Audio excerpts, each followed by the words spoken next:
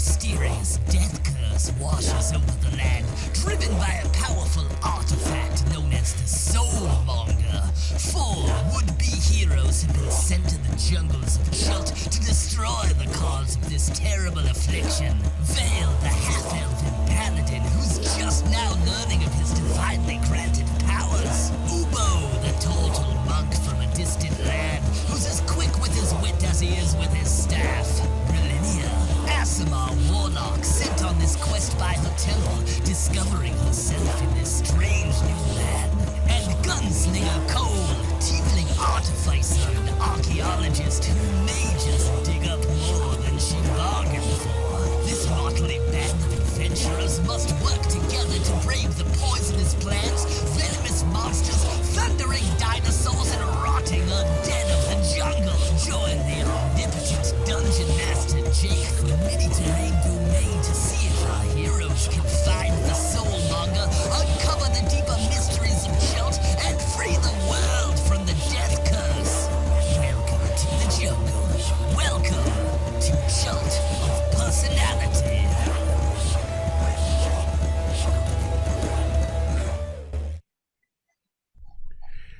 Hey internets, it's Jake from Mini-Terrain Domain, and this is Chult of Personality, a Doom of Annihilation campaign that has been going on for nearly 2 years, right here, every Sunday night at 8:30 Eastern on Mini-Terrain Domain. And this is episode 49, Wandering. And in just a moment, we are going to do a quick recap, and we are going to pick up where we left off with these adventures. I don't even have to worry about the tomb trying to kill them. They seem intent on doing it themselves. So we'll see what they're up to and what's going on and who the heck this is over next to me and why she's here tonight. Real quick, as per usual, at any time you can, in our chat, you can type in !Jasper, and that will bring you the direct link to donate to Jasper's Game Day. Mini-Terrain Domain is proud to be sponsored with Jasper's Game Day, an organization founded right here in West Michigan, dedicated to raising awareness for and the elimination of teen suicide and suicide in general. It's a very important organization that we are very proud to be sponsored with them in this cause. Also, in addition to that, all right, there's Megan with the usual meta subscription, and we'll go ahead and add this in as I talk about domain dice, domain devils in this campaign. Which are, let me see here, if we can do this right. There we go. And then, so you guys are at 6 now. Resubscriptions, subscriptions, $5 per domain devil tip, or 500 bits gets the players domain devils that they can use for rerolls and forcing me to reroll, healing out of resting, saving death throws. Nope, that sounded weird. Saving death throws. Changing death saving throws fails into successes. There we go. And super criticals by using 5 domain dice to turn a hit into a super crit, which is a double max damage critical hit. Last Thursday in the Dawnbringers game, we had 2 super crits used on some bandits. So that's a way that we let you, the viewer, or in some cases Megan and other players, get in on the action and have a little bit of a say in what happens. Also, Initiative Coffee Company, you can type !Coffee in the chat, which I will do now. And that will bring you up a link to where you can get your hands on your very own Metade roast coffee, a medium Brazilian and Peruvian roast coffee that is a partnership with Initiative Coffee Company's Help Action $3 of your purchase goes to benefit Jasper's Game Day. And again, all that money that is raised for Jasper's Game Day does go to fund suicide crisis hotlines around the country. Speaking of which, the last thing that I want to talk about is the importance of getting help. If you find yourself struggling and you need somebody to talk to, we highly encourage you at any time. You can type the word help in the chat, and that will bring up some very important numbers for texting and for calling. You can call the National Suicide Hotline in the United States at 1-800-273-TALK. That's 1-800-273-8255. Or you can text 741-741. In Canada, you can text CONNECT for English or parler in French to 686-868. And the new Canadian Suicide Prevention Services by Crisis Surface Canada has enabled a 24/7 telephone hotline in French or English. You can call 1-833-456-4566, and that is a toll-free number in Canada. And it's very important that if you need somebody to talk to, use those resources. There's nothing wrong with reaching out to somebody if you need help. And we encourage you to do so because we think that you are important and we want you to get help if you need it. All right. I think I just got through the announcements in record time. We're going to do a quick recap, and then we are going to continue with this journey through the Tomb of Annihilation, the actual tomb that the characters found themselves in after almost a couple months of wandering around in the jungle and trying to even find where this place was. In our last session, continuing their travels through the tomb, they had previously encountered an underground river, trying to seek another way through. They found where the river dropped off into a deep hole, and just across, just a mere 15 feet across, on a ledge, was a very ornate treasure chest. Brilinya released her spectral celestial wings and easily flew across the chasm, grasped the treasure chest with both of her hands to carry it across, and immediately became stuck to what became, or turned out to be, a mimic. In the ensuing fight with the mimic, Vale leapt across and began to attempt to slice it to ribbons, even calling on his own divine energies and the power of Ubtao. But the mimic nature, every time he stuck a sword in, it seemed to get stuck in its adhesive body.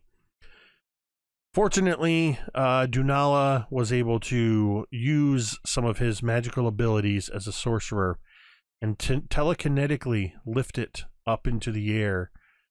And eventually the others were able to get free of this thing, and everybody was over on the other side.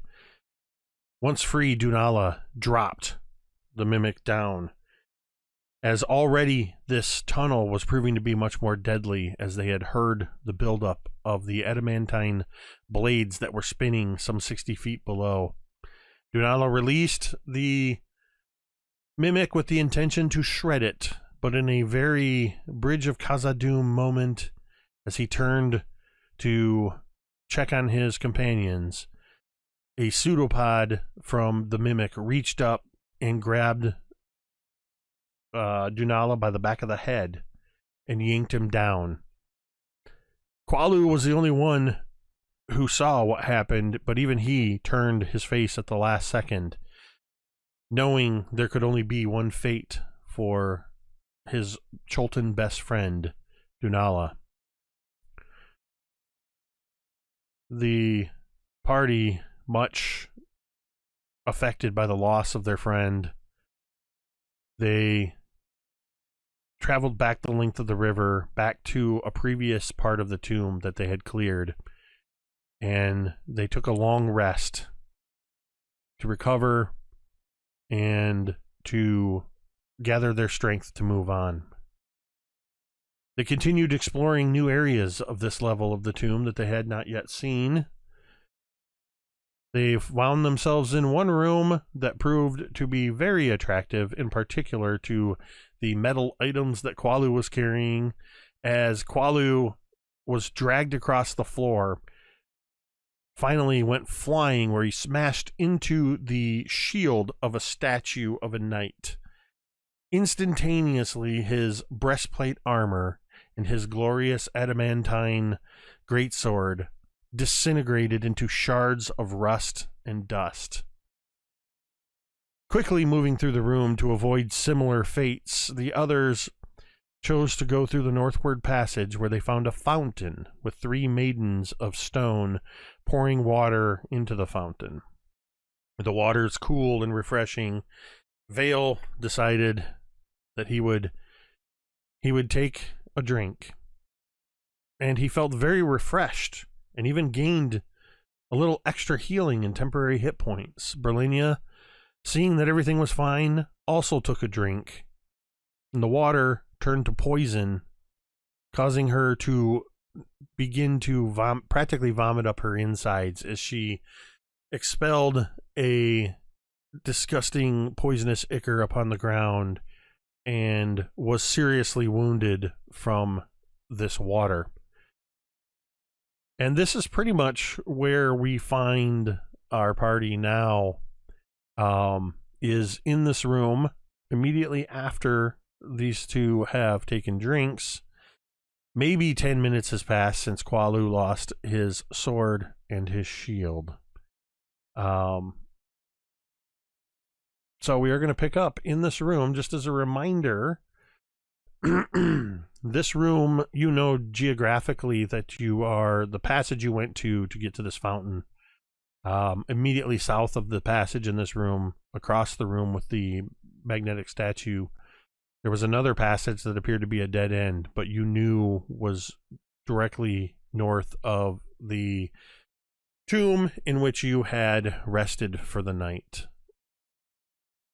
This room is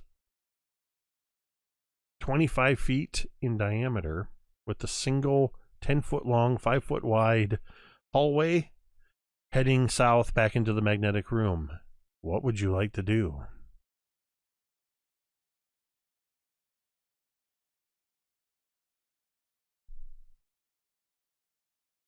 Anyone? I think as Brilinya slowly picks herself up, you can still see there's this black bile that is very contrasting her extremely pale face. She looks at the fountain and she almost like unthinking would go to rinse herself off, but then she stops, thinks better of it, and is going to take some of the water from the alchemy jar, the one that slightly smells of mayonnaise, and use that to wash her face.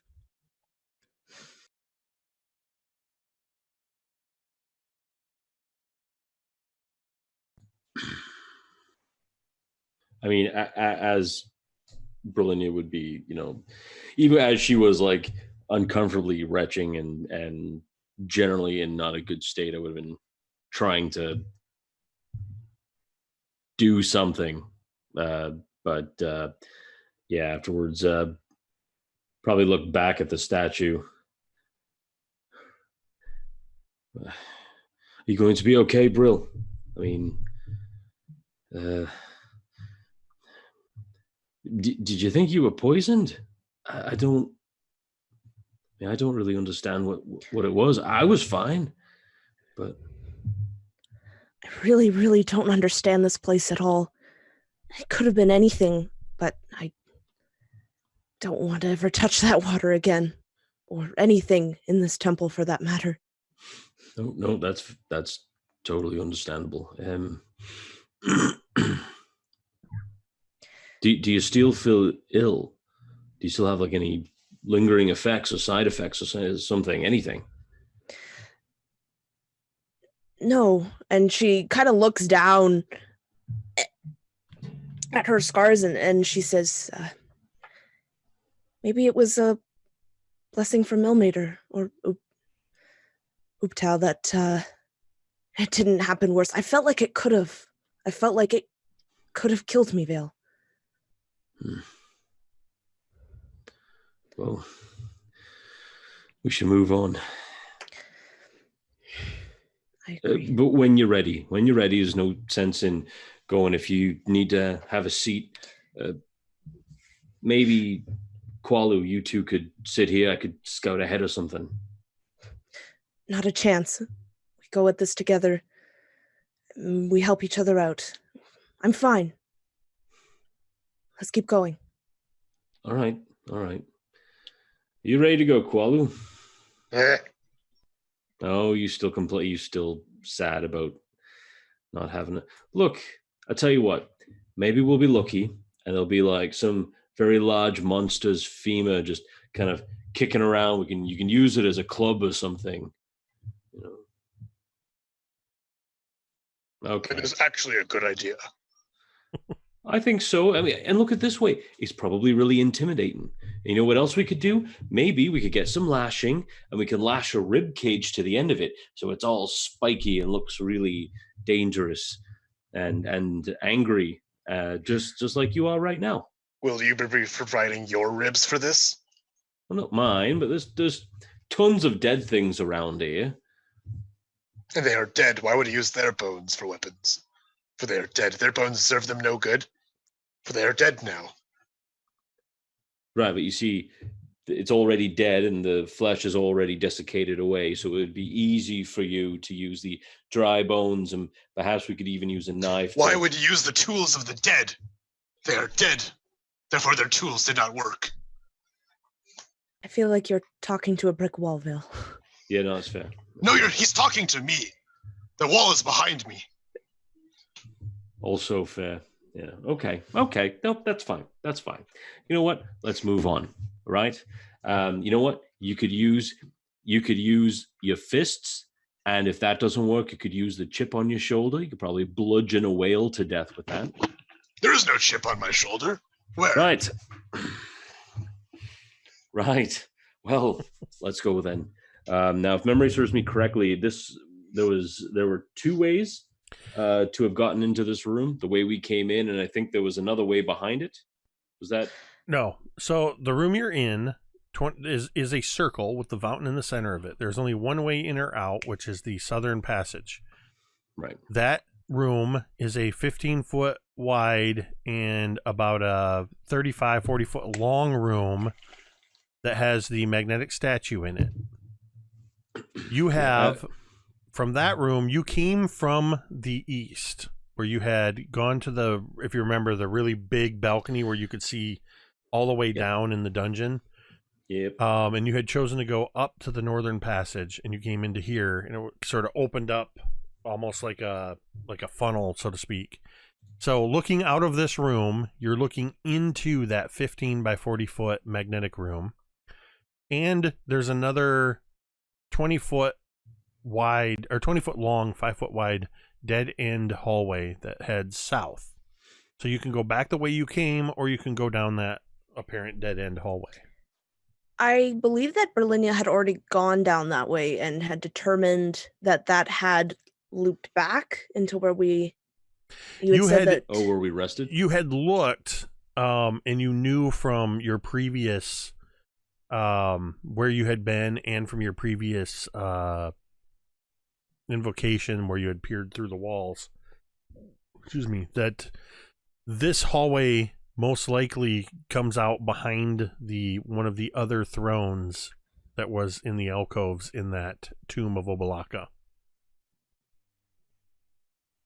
Which, speaking of Obalaka, it's poignant to be reminded that Vale is currently playing host to the spirit of the trickster god Obalaka, who did caution against drinking the water.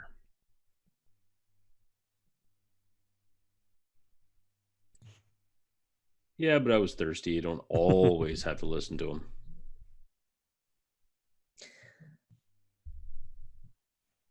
I think the Brill would suggest that we go back and go to one of the other rooms on this balcony.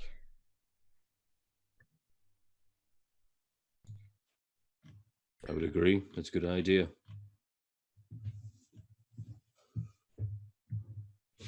All right, so you guys are going to head back through the magnetic room, back to the east, the way you came, towards the where the balcony is.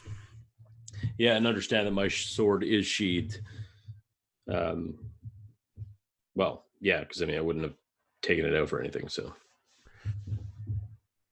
knowing what you have to do in this room and keeping your weapon sheathed, and Vale is the only one that really has that much more of a threat. Brilinya has little more than a few buckles and fasteners that are metal. Qualu still has a couple of things, but you're able to sort of brace yourselves and continue move quickly through the room and get out of it without much incident, now that you know exactly where the threat is. And the biggest metallic items are a part of the rust and dust on the floor now. You head along this passage. I need to know what your marching order is. Who's in the lead? Qualu will take the rear.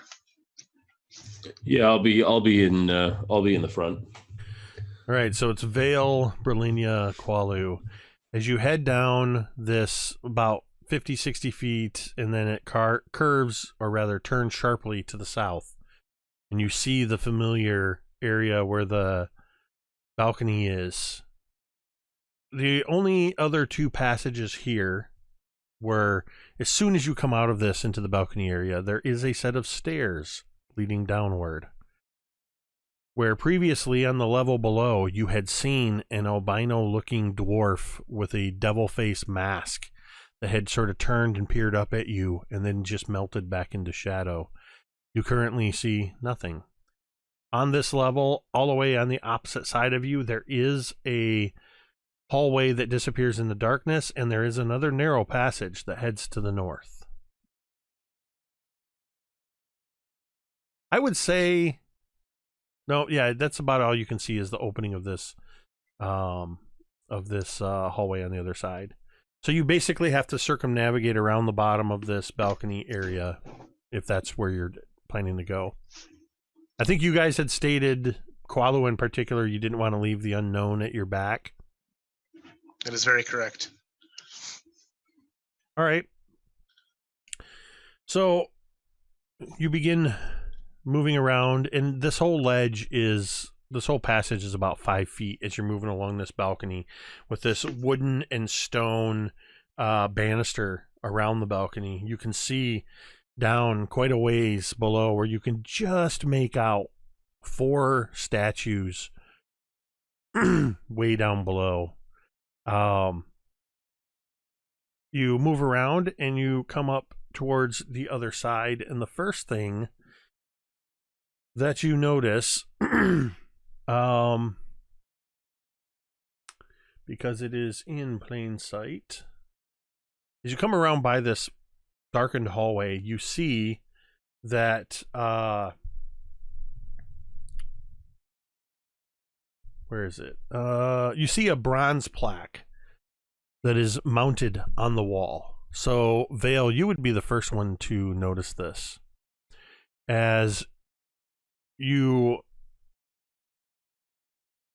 come up alongside it, you see that this sign is engraved in common. And this is what it says. The ring is a path to another tomb. The dead abhor sunlight.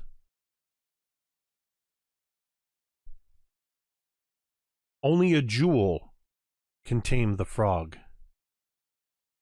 Bow as the dead god intoned. Into darkness descend.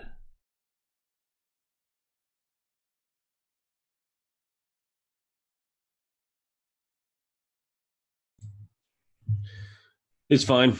We'll just keep going. Yeah, nothing to see here. It's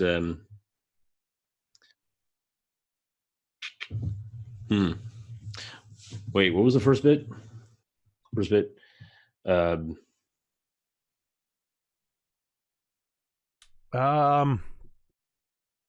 ring is a path to another tomb. The Okay. dead abhor sunlight.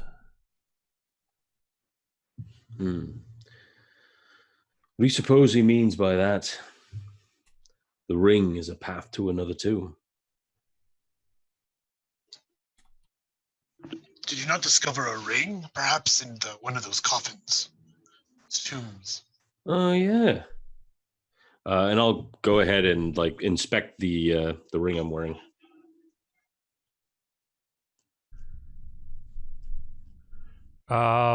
It's the ring of protection that you got from Obalaka's tomb.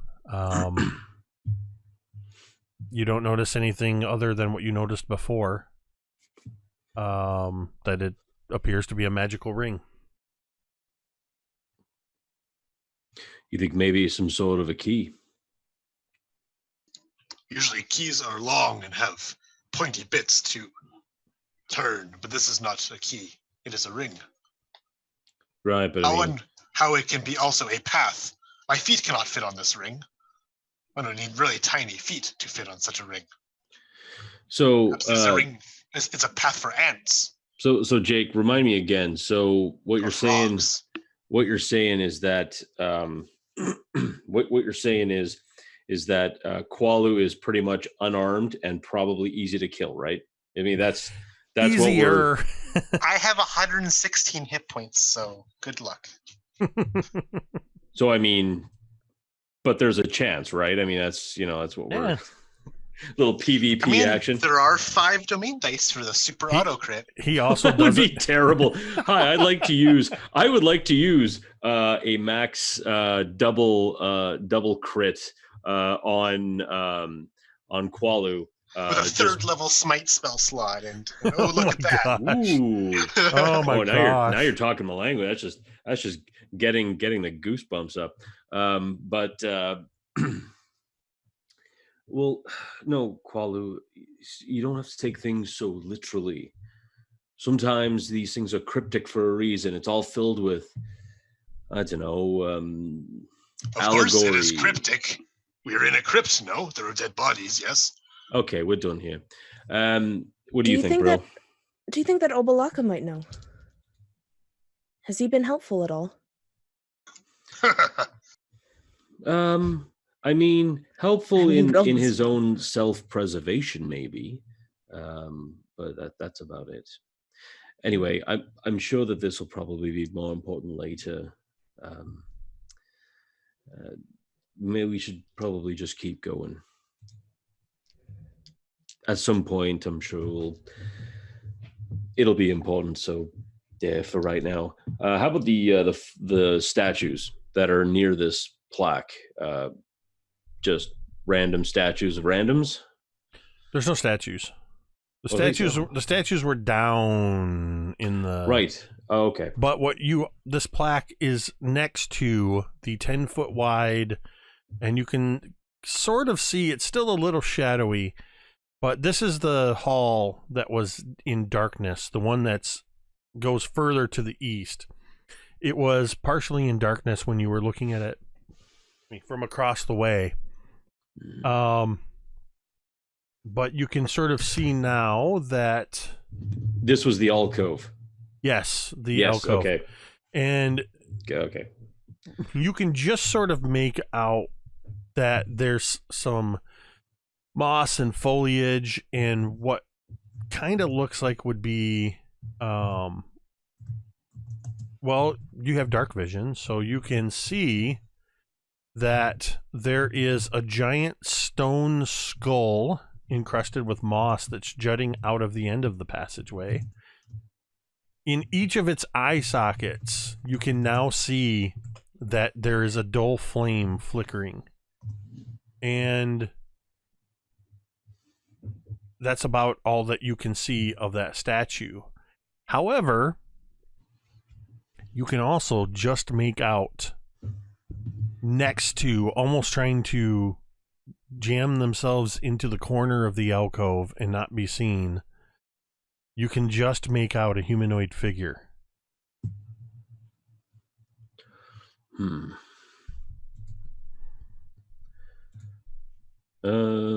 Gosh, now I can't remember if I have.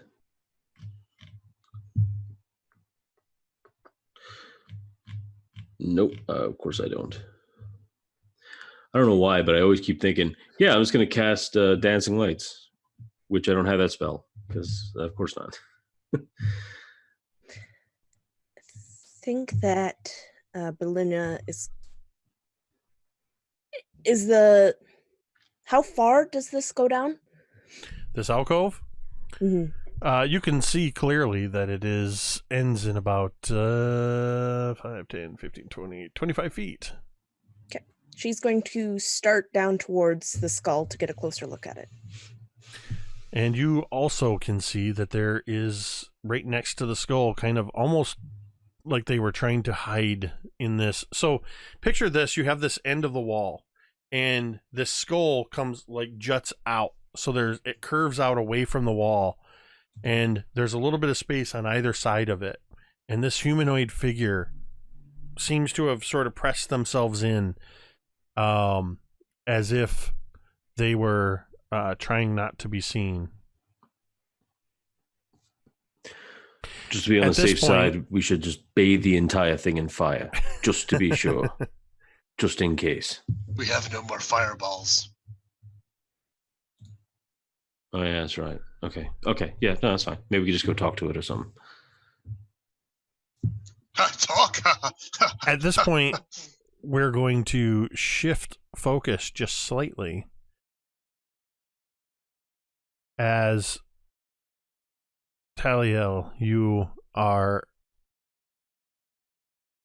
often, these last few days, found yourself staring at stone carvings, staring at plaques in dead-end hallways, walking up and down stairs, and not quite remembering how you got there.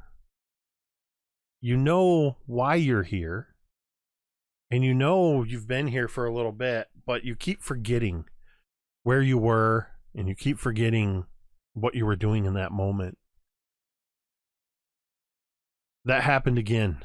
You found yourself staring at this skull with what initially appeared to be flame coming from its eyes, but you could see that it actually was you were peering through the eye sockets into another room where you can see a sarcophagus with its lid open.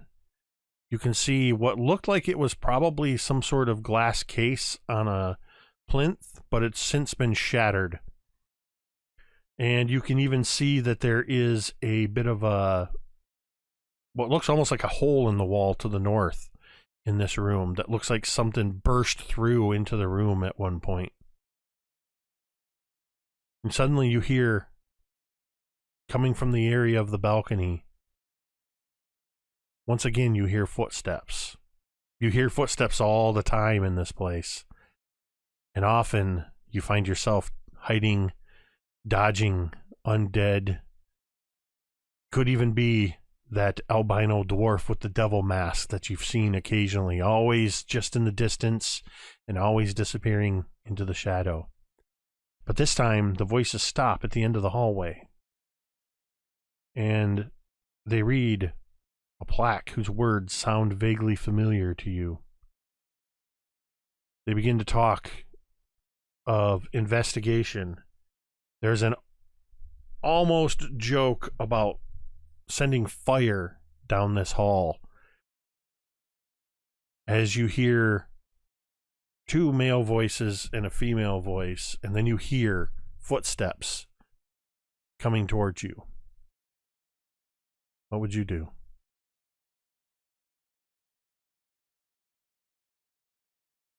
I think the voices are probably enough that snapped her out of the distraction that she had and realized that, again, she doesn't know why she's here.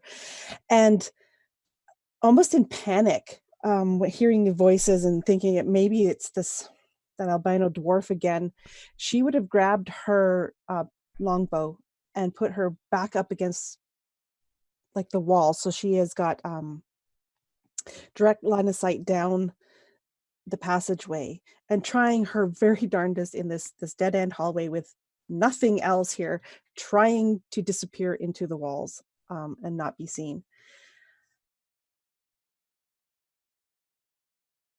And as the footsteps would come closer, and the joke about the fireball, she would stop right there. Who are you? Real quick. Yeah. Tell us who the others see. So in front of you, there is an elven woman.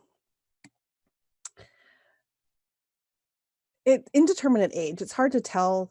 She's not young, but she's definitely not old. So she could be, a couple hundred years old. Who knows? It's elf.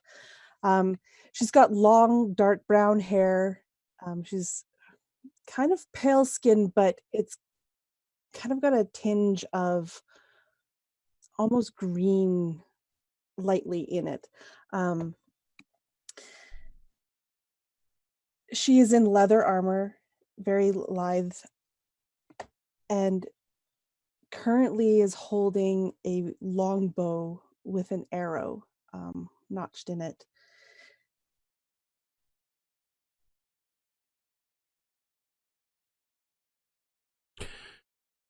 Why don't you each, since as we are introducing Kaeryn and her character Taliel to this campaign, each of you give a brief description of your character so that Taliel knows who she's seeing coming down this hallway towards her. I believe, Brilinya, you were the first to head in. You would see a woman who is very slight in stature with unbelievably pale skin and almost white blonde hair with these striking blue eyes.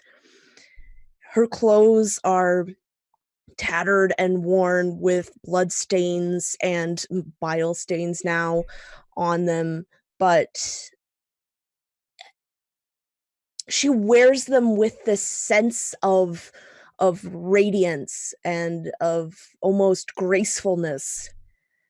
Her sleeves are rolled up, and you will see these horrible looking scars on her forearms, as if she has been burned multiple times over and over again. And underneath, you're not sure if it's just a trick of the light or not, but you see what looks to be these silver spirals. They almost look like ribbons that just seem to be just under the skin, but still glint in the light. Even as you don't know her, she just radiates kindness. What about Vale?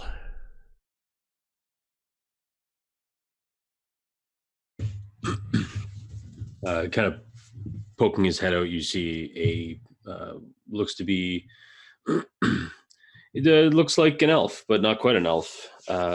Probably half elf, wearing kind of a white, extremely white armor, but it looks leather, but it's not quite leather. It just seems like there's more than that. Thin, with a bit of a beard, or a bit of a bit of stubble, looking concerned at you, because never seen you before, and I don't know if you're good or not, but we'll find out. We will. Don't kill me. And who's the big green guy peering around the corner? Big green guy. Jerk. Oh.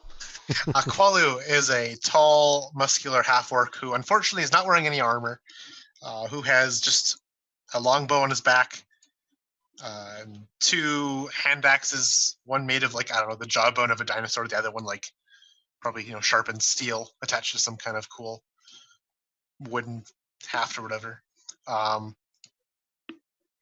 He looks to be like half Chultan, half orc, so he's kind of got that almost darker skin, locked hair, but otherwise is quite tall and tusky, with a jaw with a lot of underhang.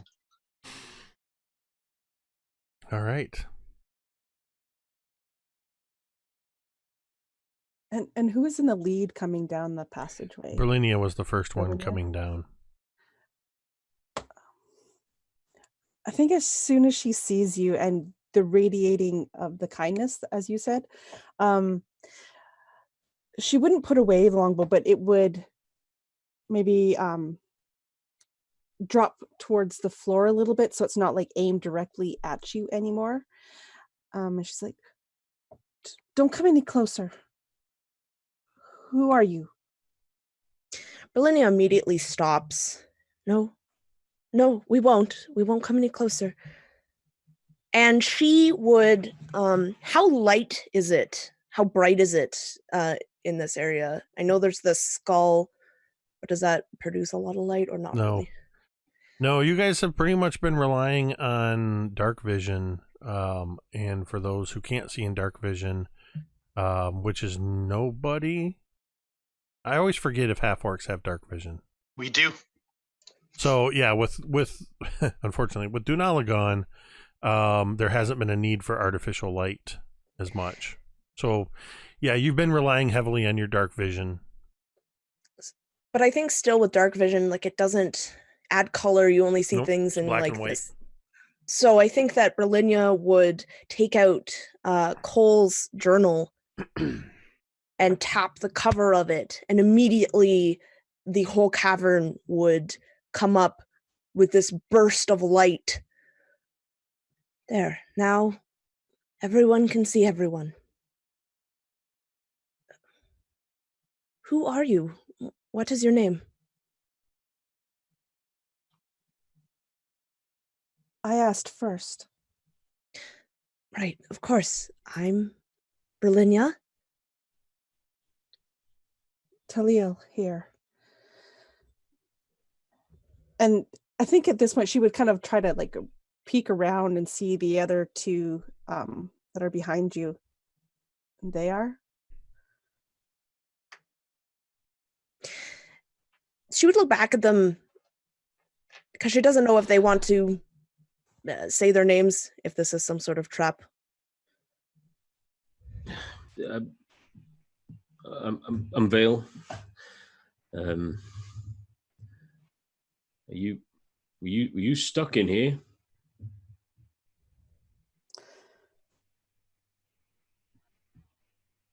And she looks confused as she's trying to answer this question. I'm not quite sure, actually, if I'm stuck. I know I want to be here. So I think I'm okay. Right. Do you remember anything?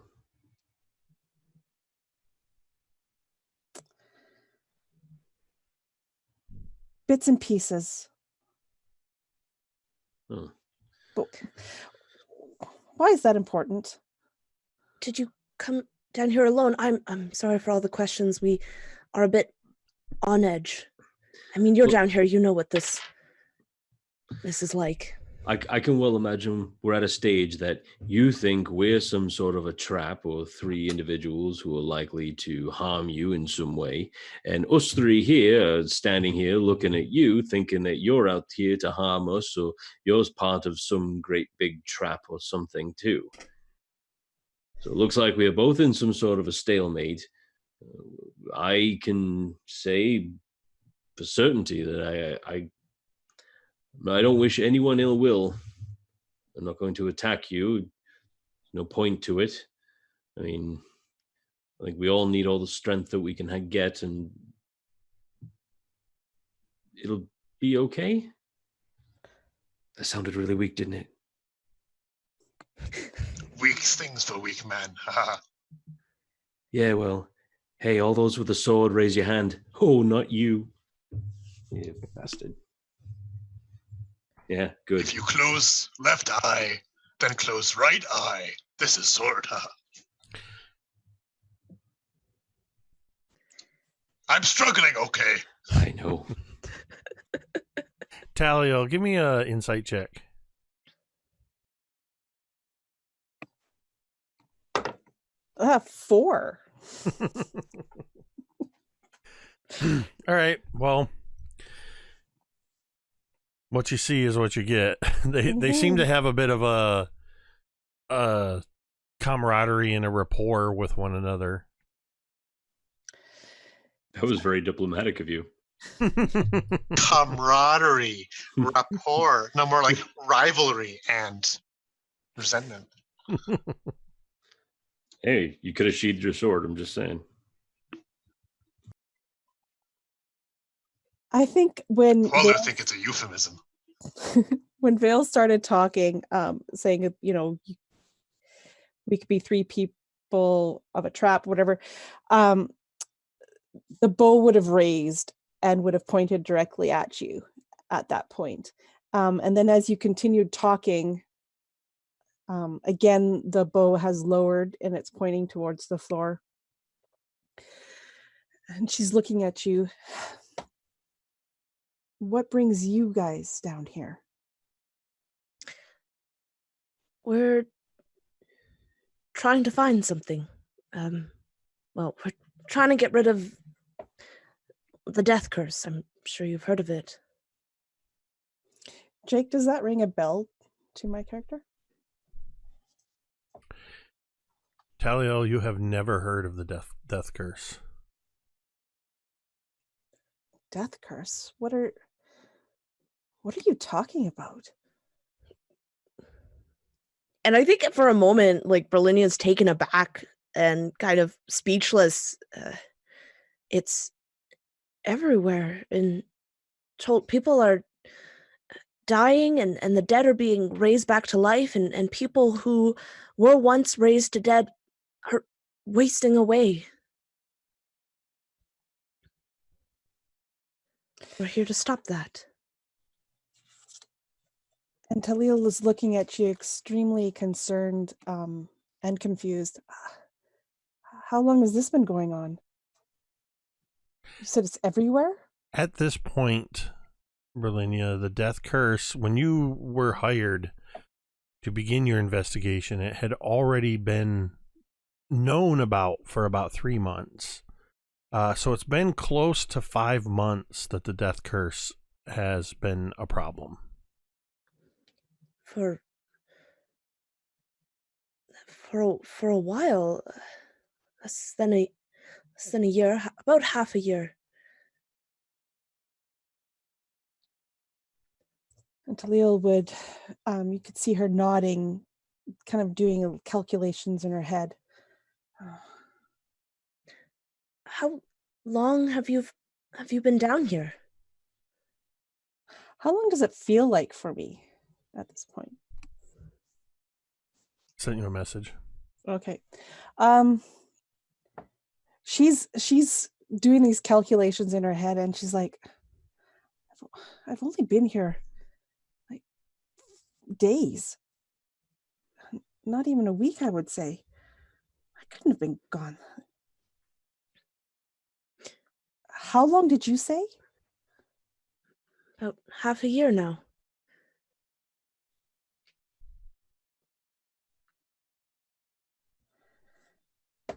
I think Taliel's falls quiet at that.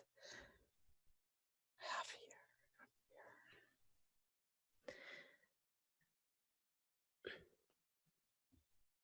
Are you injured at all? And I think at that, Brilinya would take a step forward, raising her hands up, and you would see the scars now. They're very clear, and it wasn't a trick of the light. You see these bands of silver running down her arm. It's okay. I'm a healer for Lathander. No, Ilmater, not Lathander. That's the wrong game. Freaking Strad. It doesn't help that Mike's the only one in this game right now that's not in the Strahd campaign. Oh, wrong god. For now, I'm I'll like, be in oh, that now game. you've got Ilmater, you've got Ubtao, and now Lathander. This is where we find out Brilinya has been a trickster cleric this whole time. Oh yeah, for the god of light, very trickster. Sorry, Ilmater. I think as you step forward and raise your hands, Taliel will try to step back, and well, she's at the dead end, so there's no place for her to go really. I feel fine. I'm okay. Brilinya, give me a medicine check. Okay.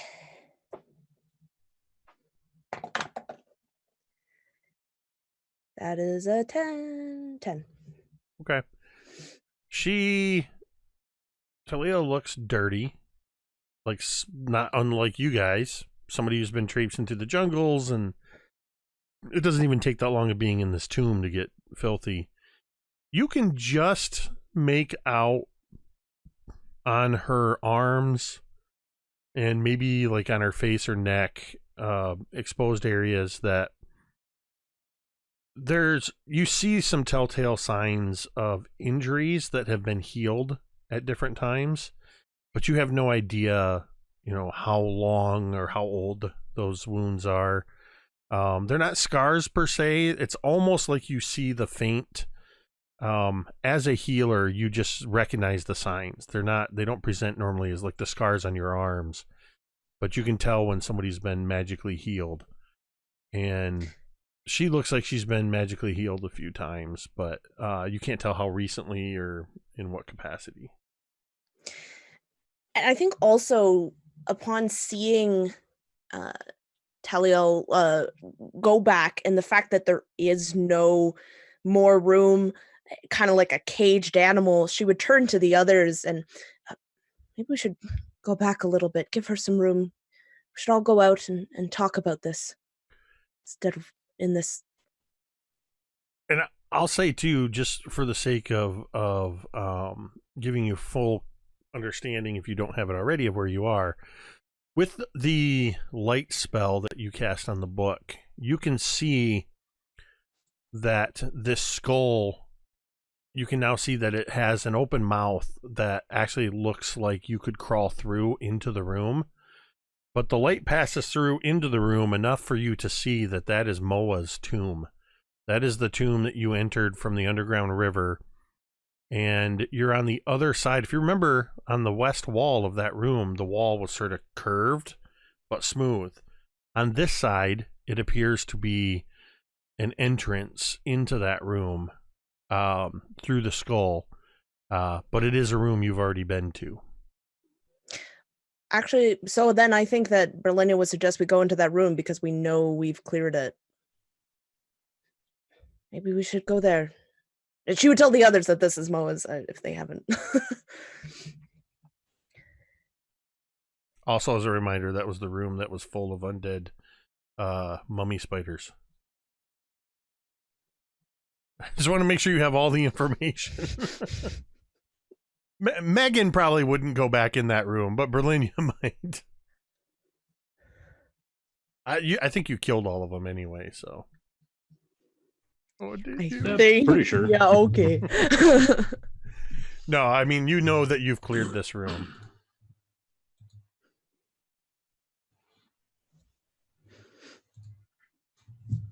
Right, well,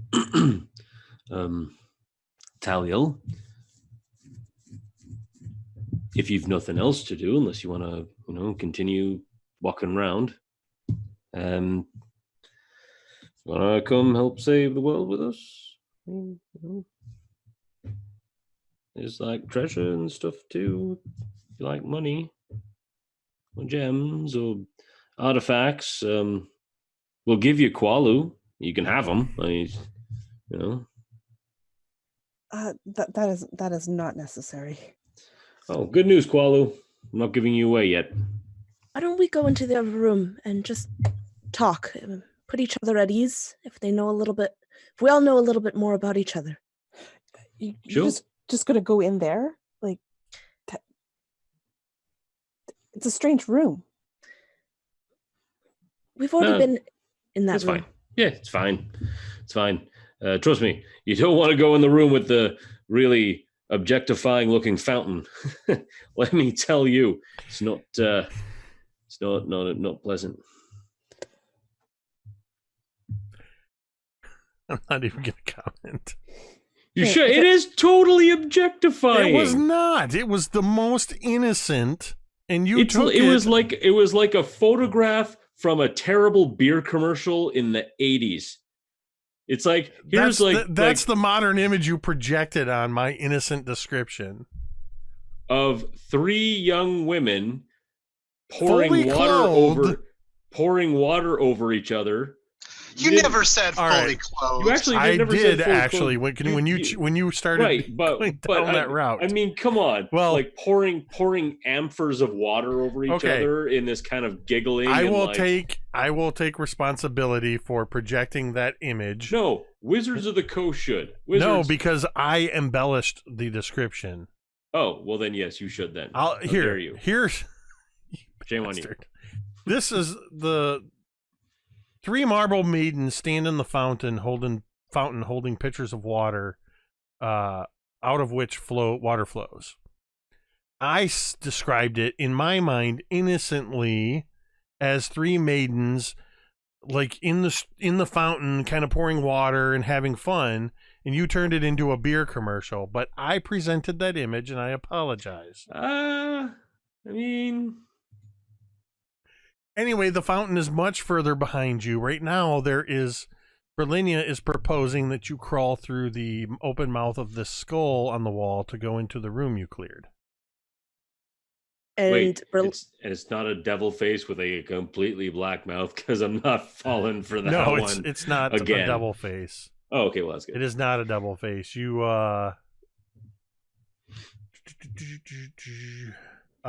It is just as I described it, a giant stone skull with moss on it. You can see that there's dull flames glowing, one in each of the eyes, and then the mouth is open, and you can see into this other room.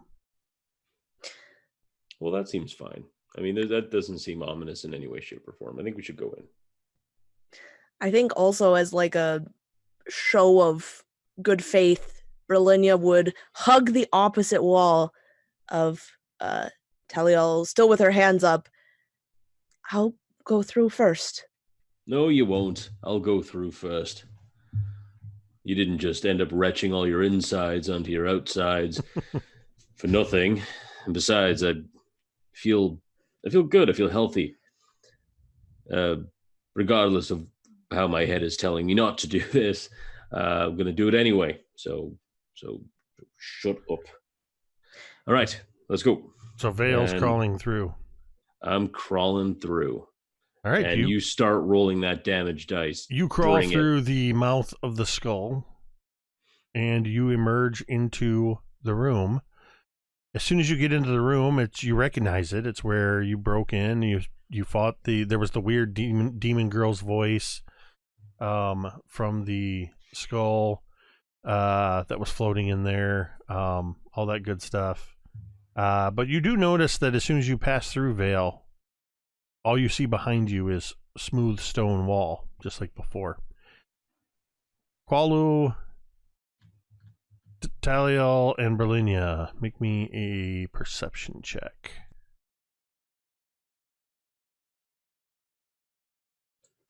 Nat 20 for 21. Well, I got a 6. Taliel? 19. Taliel and Brilinya, you both notice as Vale passes through, one of the flames in one of the skull's eyes goes out. Oh, that's not a good sign. It is winking at us. It does indeed appear to be winking. Can we see Vale on the other side? Yep.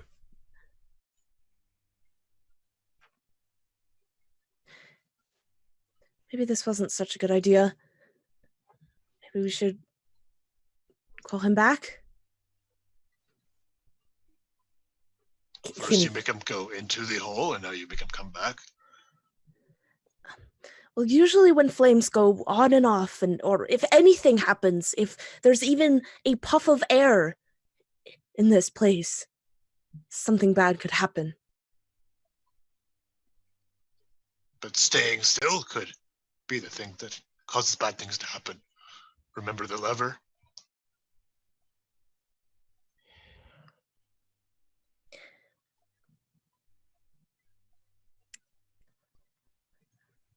This place is cursed, built by a madman. You think to understand this man's games? You don't even know the rules.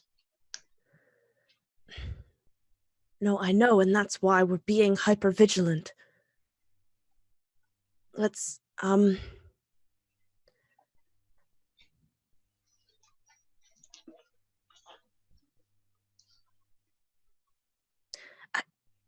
don't know. Brilinya would stick her head through the hole. You're gonna stick your head through, or you're gonna crawl through? I mean, if you stick your head through, you see Vale on the other side. All right. She's gonna stick her head through. Vale, are you okay? Yeah, I'm fine. You coming? What's wrong? One of the lights in the eyes of the skull went out when you crawled in. Right. Well, if that's the case, well, look, why don't you just put your head out of the hole for a bit, all right? And I'm just going to walk like right up to the hole. I'm not going to crawl through it yet, but I'm just going to walk up to the opening. You don't see an opening, Vale. You see Brilinya's head sticking through solid stone. No. Well, then I'll just retcon everything I just said. And remember, I said when you went through into the room, you did not see a hole behind you. All you saw was smooth stone. That's true. And it now appears as though Brilinya is passing through solid stone. Well, then would I be so? But okay, so then I was able to hear as soon as she stuck her head through. Yeah, so her head and shoulders are kind of. Would I have been able to hear anyone? Nope, you didn't hear them. As soon as you went through, you couldn't hear them. Okay. Well, there seems to be some magic. Can I like to try and like stick my hand then through that area. Like, does it pass in, or am I just touching solid stone? Trying to pass it by, like right next to where Brilinya's coming through. Yeah. Like I'm basically just trying to put my hand through to see if there's like if it's just an illusion or cold stone.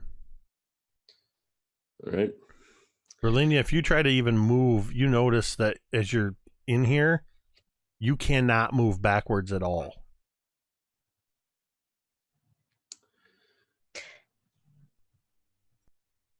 I want to be watching the other flame in the other eye while she's partly through here. It's flickering.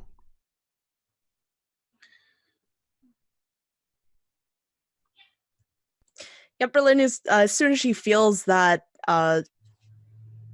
like tension, she's immediately just gonna rush through the hole. Berlinia's, and I'll help. Yep. Vale helps you to your feet and kind of pulls you through. And as soon as Brilinya goes through, Taliel, you see the other flame goes out. Other than that, nothing changes. And Brilinya had the book that lit the room, right? Yes, it is now thrust immediately back into darkness. You can see through to the other side where Vale and Brilinya are. Oh, we can still see. Okay. You can see them, and you can see the light from her book, but none of the light is spilling out into this room, into this hallway. Taliel would look to the person that has been yet unnamed to her. And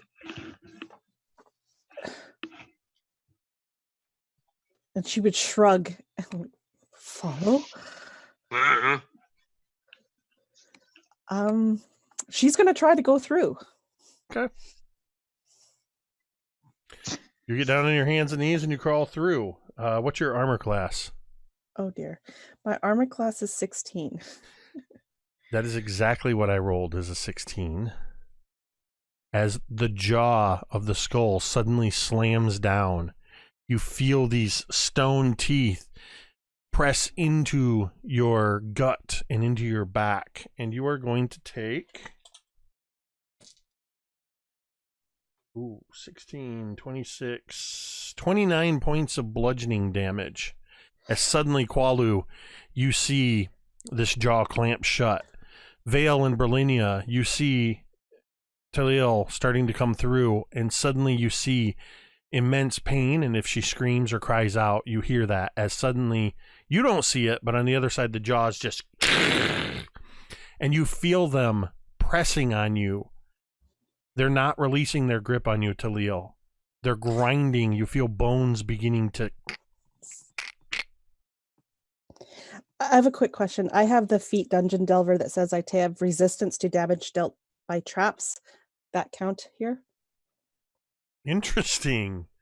What is that feat? Is that like a regular, like a standard feat? Yeah, Player's Handbook, Dungeon Nice. Delver. I've never taken that feat. I'm not doubting you. I just think that's awesome. So yes, this is a damage dealt by a trap. So that, what was it, 29 I said? Yeah. So that'll be 15 points of bludgeoning damage. But it is pressing on you, and you are grappled currently. You can see Vale and Brilinya immediately that Taliel seems to be caught in the wall and is struggling to get through. Qualu will step forward and try to help lift the jaw off of her, if that's at all possible. Give me a strength check. Oh yeah, that's my forte. She would be cursing in Elven at this point. 18 total. You can feel that tension, like it's trying to release, and you can feel the jaw moving on hinges, Qualu, but you don't quite have the strength needed as you push down, and it releases back in against Taliel, and you take 5 more points of bludgeoning damage. That is the half. I've halved it for you.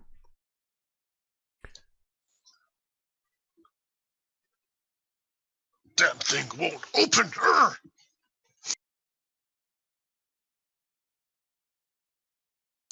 Almost got it last time. Let me do it again. So effectively, I'm grappled, you said, right? Yes, you are grappled. Both Vale and Brilinya, are you doing anything? You can't see what's going on the other side. You just see Taliel struggling, and then you see her just... and she's cursing in Elvish, so if either of you speak Elvish, you probably can understand what she's saying. Could I try to use, like, my... to try to squirm and squiggle out of the grapple? Yeah, you just need to make a strength check. It's not going to work.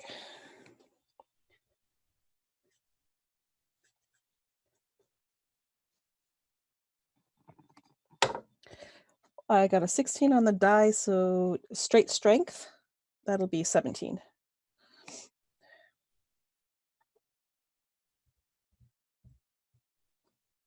Trying to squirm your way through, and as you shift your body, the jaws find a new purchase, and you take another 3 points of bludgeoning damage as it continues to grind against you. Let me rephrase that. As it continues to bite down on you. Get it off me! Trying. It's heavier than it looks. Let me get a better grip.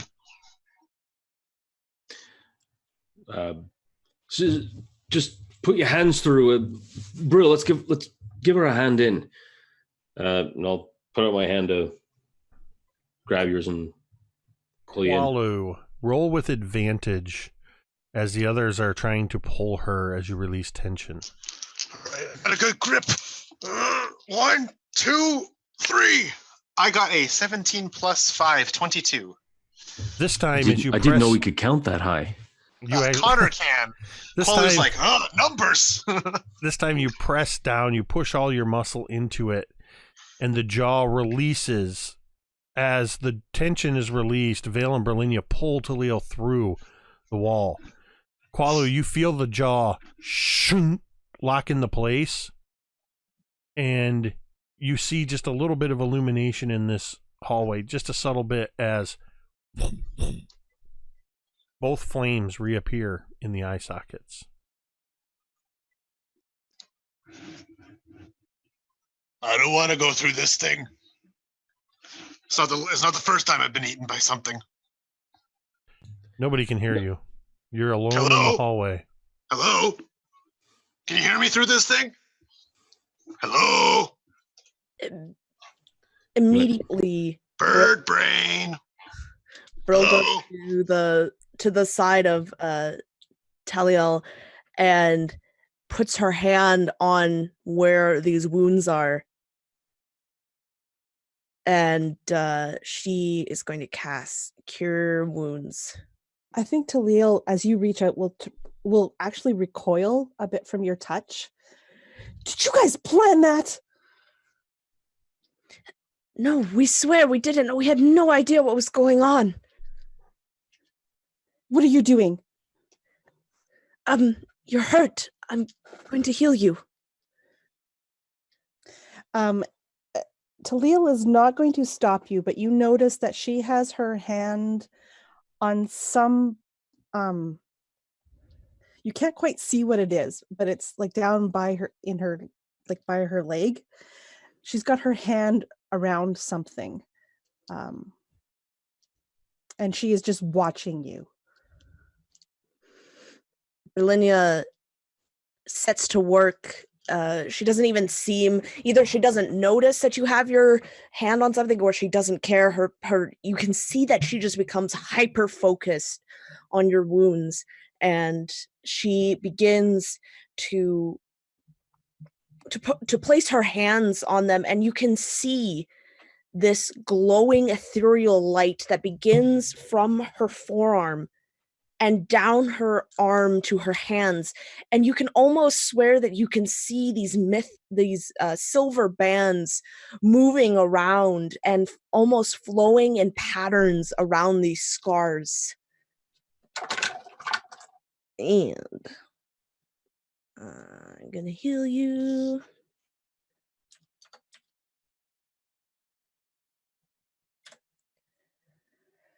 Um, 24.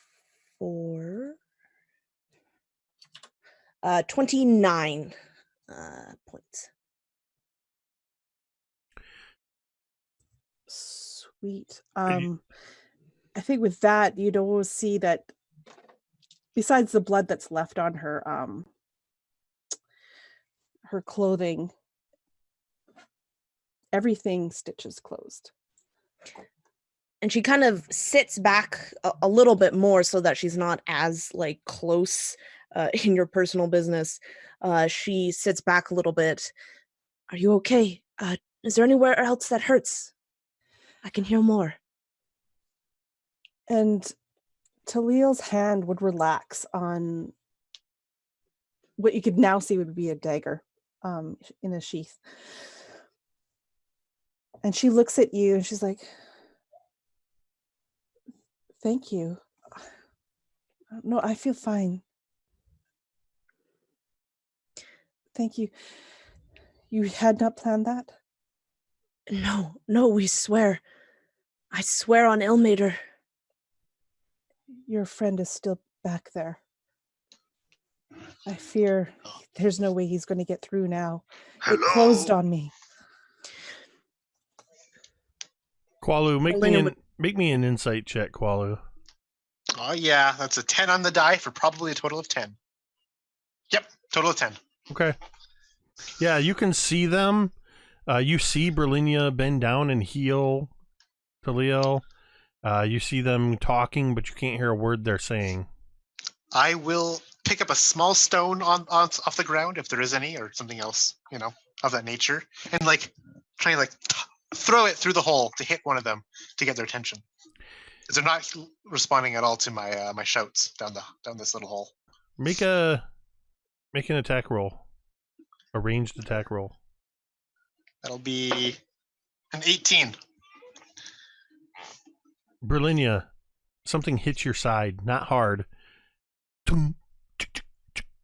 A stone, a piece of loose debris from the hall outside comes through the wall and hits you in the side. Qualu, one of the flames in the skull's eye socket vanishes.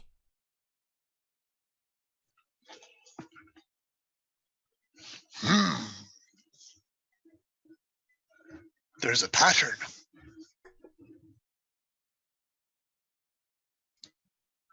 Qualu will take, I don't know, whatever little strips of parchment he has, and just start drawing. And he's writing, but he's not that good of a writer. Maybe it could, be legible. And he'll tie it with twine around another rock, and and he'll have the on the paper. It'll be, "Can you hear me?"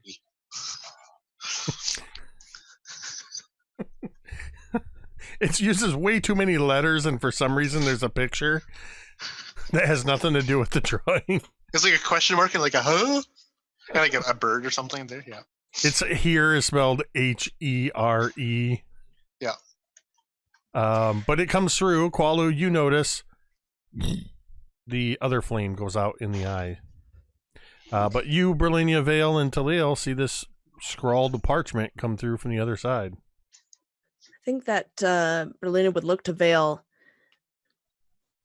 I guess the only way is to go down that river again.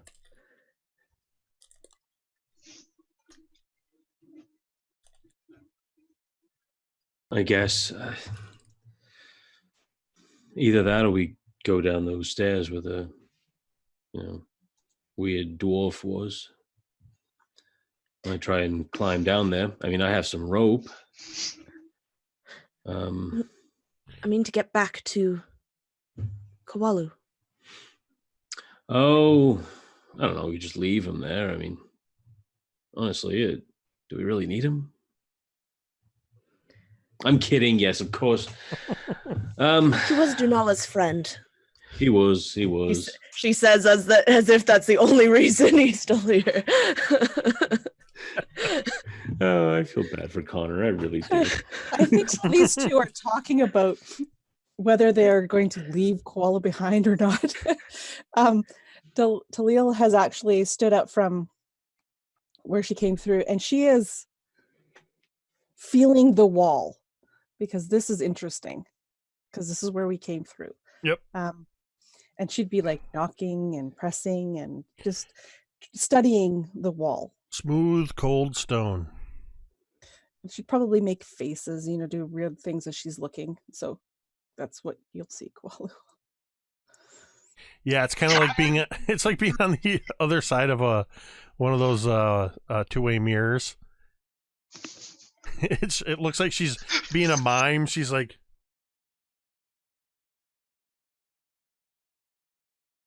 and does not appear to be able to hear you. What are you going to do, Qualu?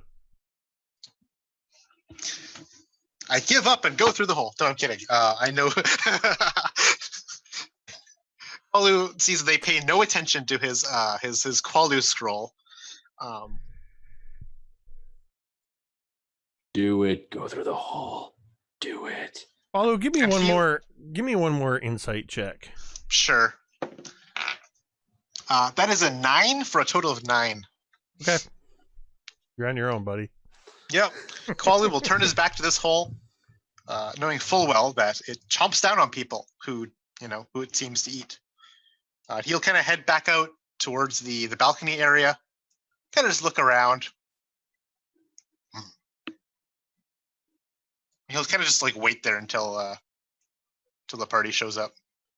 All right, while you're waiting, so the others, you do know, Brilinya and Vale, that based on your previous journey from here, that it's about a 20-25 minute trek to go back through the underground river, back up through the other tomb, and come all the way around here. You could do it if you hurried. Excuse me, you could do it in about maybe 10 or 15 minutes. It's only like shin deep water that you're traversing. Qualu, while you're waiting, you do have there is a passageway to your north, a 5-foot wide passageway, and you can see down into the depths from this balcony. I definitely think the curiosity will get the better of him, and he will peer over the balcony and see what's below. Give me a perception check. What are the rest of you going to do? I mean, your original intention was to go into this room that you knew to be safe and talk to Taliel. I mean, you could still talk to Taliel. You just have a walk while you're doing it, if she agrees to go with you. I think Brilinya would turn. I think this is the only way, save for destroying the wall, but who knows what traps are behind the... Can't even think about it. I feel like I'm going crazy.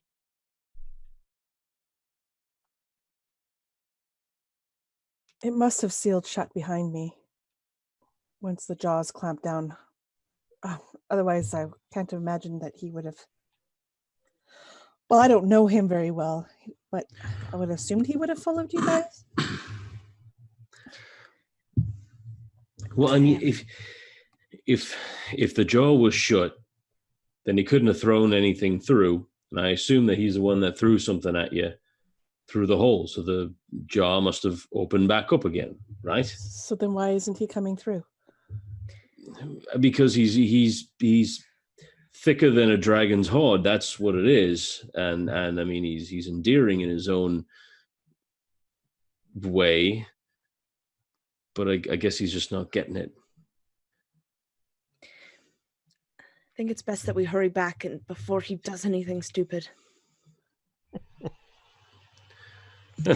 You're almost saying that as if it's a given. She says with no irony at all. Yep. All right. Well, let's start going then. Taliel, you up for a walk again? You guys have been this way before, you said. Yeah. You know the way back. Sure. I will follow you. I mean, it's probably not the worst idea you've had. We'll be fine.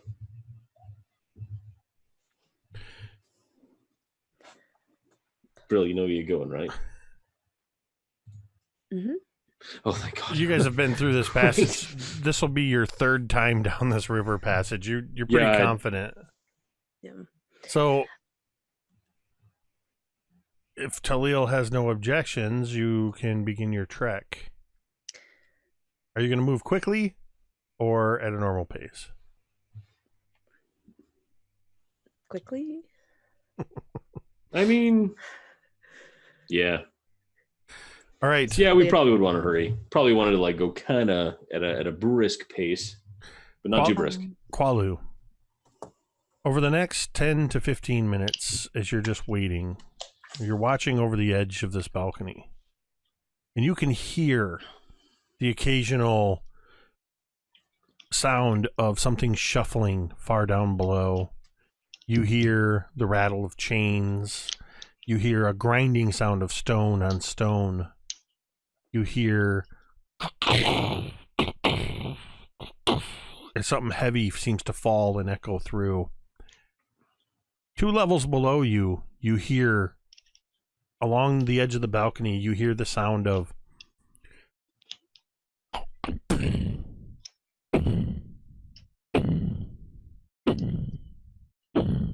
and you see just the edge of some large figure patrolling around the edge of the balcony before it disappears down some unseen passage.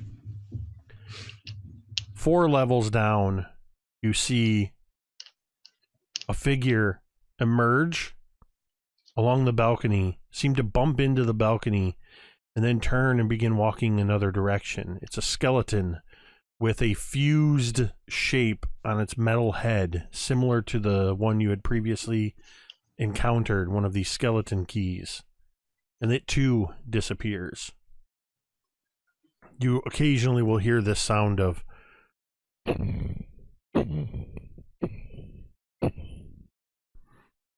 after about almost 15 minutes, from across the balcony, down at the end of the hall, you hear, closer than you have thus far, the sound of shuffling. And you hear some footsteps. And eventually you see Vale, Brilinya, and Taliel appear around the edge. Qualu has waited a long time for you. Why During this didn't time- Qualu go through the bloody skull then? You twat. The skull ate her. Why would I want to be eaten too? I'm not a small rabbit.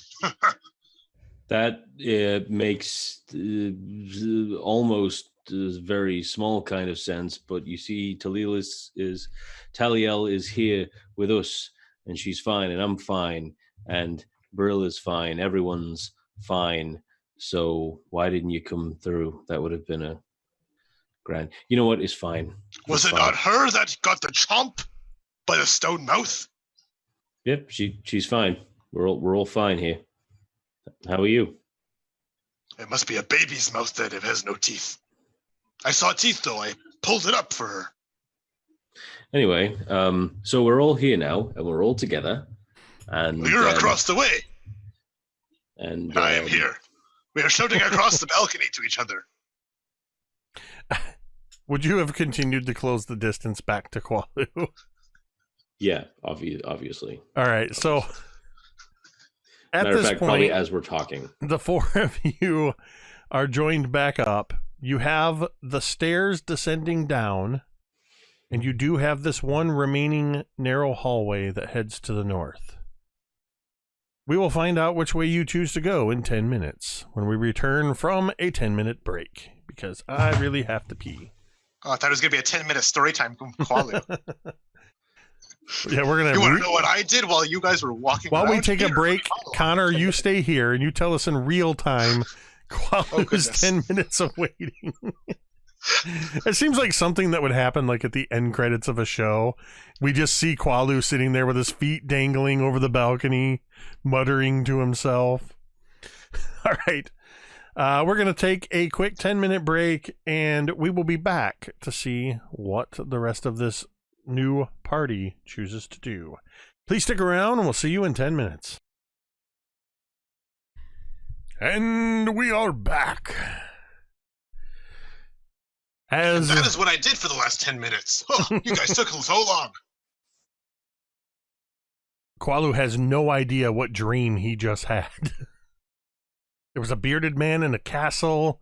There was talk of something called the internets. But he felt compelled to both subscribe and follow. Felt oddly compelled to Cryfoth, too. Yes. A faraway, hellish I don't landscape. often cry, but when I do cry, Foth. No, that was... Get out. Very Qualu-y. Get out. You are the opposite of a College of Eloquence bard. Just Okay. to spite you guys, I will take a level of college Bard of Eloquence just That would be something. All right. As it stands now, you have a choice. You can go back around the way you came and head down the stairs to the further levels of the dungeon, or the one unexplored area, or I should say one of 2 unexplored areas that in this whole area, is this hallway to the north. I think if we go north to this hallway, we're only going to find another trap, another thing that wants to kill us. But in the interest of looking at everything to make sure that we have everything in order to carry on with the rest of this nightmarish place, I'm up for going. Just don't want to miss something and have to come back. I don't blame you there. Makes sense. What about you two? I was looking down that way for quite a while. I think it is worth pursuing.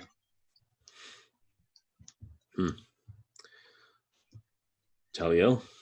I'm sticking with you guys. Fair. Have you ever been down that hallway since the times that you've been here? Or do you just don't remember? I don't believe I have. I don't know. I only remember the skull. Okay. No, hey, no, don't be sorry. Don't be sorry. It's all right. As we traverse, maybe we can help you remember your past. I mean, I just know staying together feels important. Okay, that's not ominous foreshadowing at all. All right, let's go. Let's do this. You head the few feet towards this hallway. Who is in the lead? I'll be in the lead. We've got hit points for days. As you get to the entrance of this hallway, you can see that the walls of this corridor is intricately carved with this design of birds in flight, numerous birds in flight. It looks like a huge flock of them, intertwined, birds of every kind, just seem to be swirling and flying down the hallway towards the, what you can see at the end of this passage about 20 feet ahead of you. You see unmoving and parts of it are sort of recessed into the wall on either side. You see a large adamantine propeller with 5 blades. It's not moving at the moment. Qualu will break it and use it as a sword. Qualu literally exclaims. Whoa, just hold on just a moment. All right. I would like, okay, so how far are the blades from me? 20 feet. Okay. Can I see these, like from where I'm standing? Can I get a good look at the blades? And I'd like to see, I'm trying to look at what angle they're set at, in that, are they going to be like, if these suddenly activate, are they going to blow outward, or are they going to suck me into it, like a Vale grater, or a half wood elf chipper? Give me a investigation or perception check. All right, give me a second here. Do.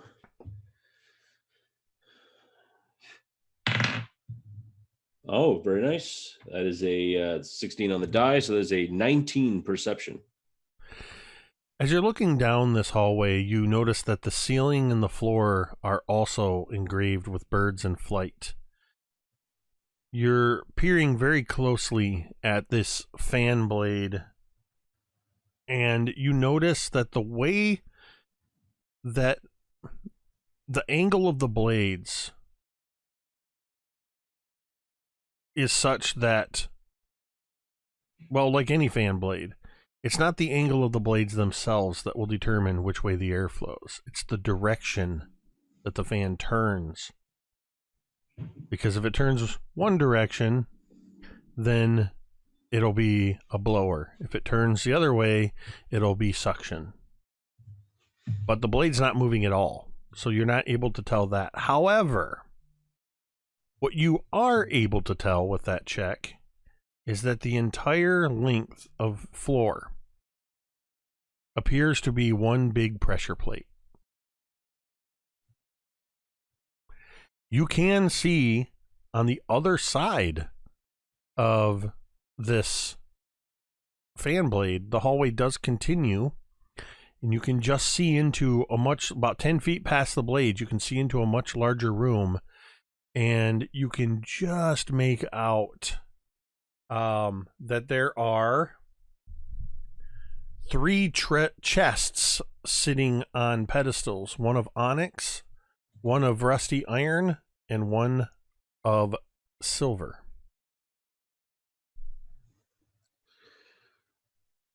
All right, note to self, keep Brill away from the chests.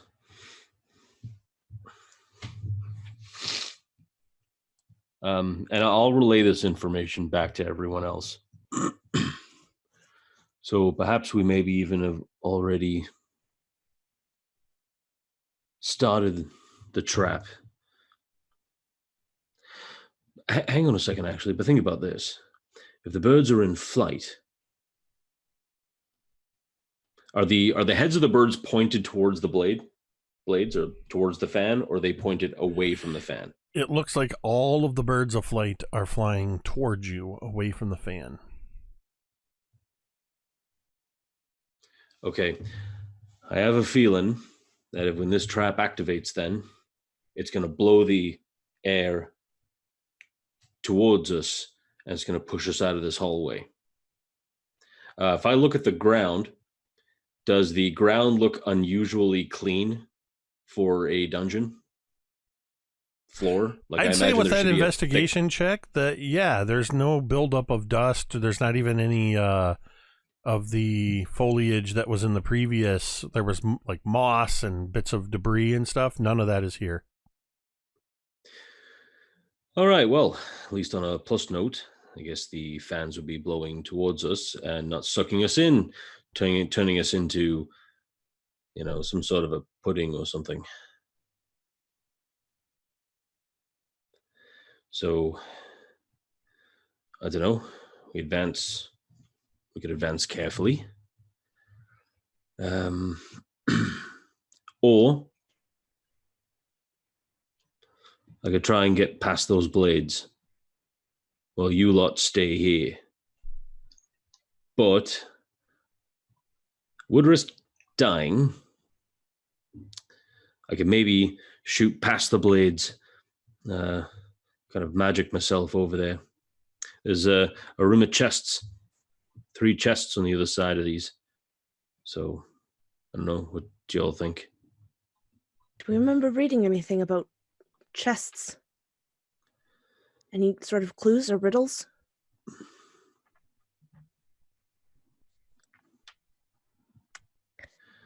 I'll make a GM memory check. I'm at disadvantage because Jake also has to look it up. Yeah, maybe. Yeah. So what you do remember is that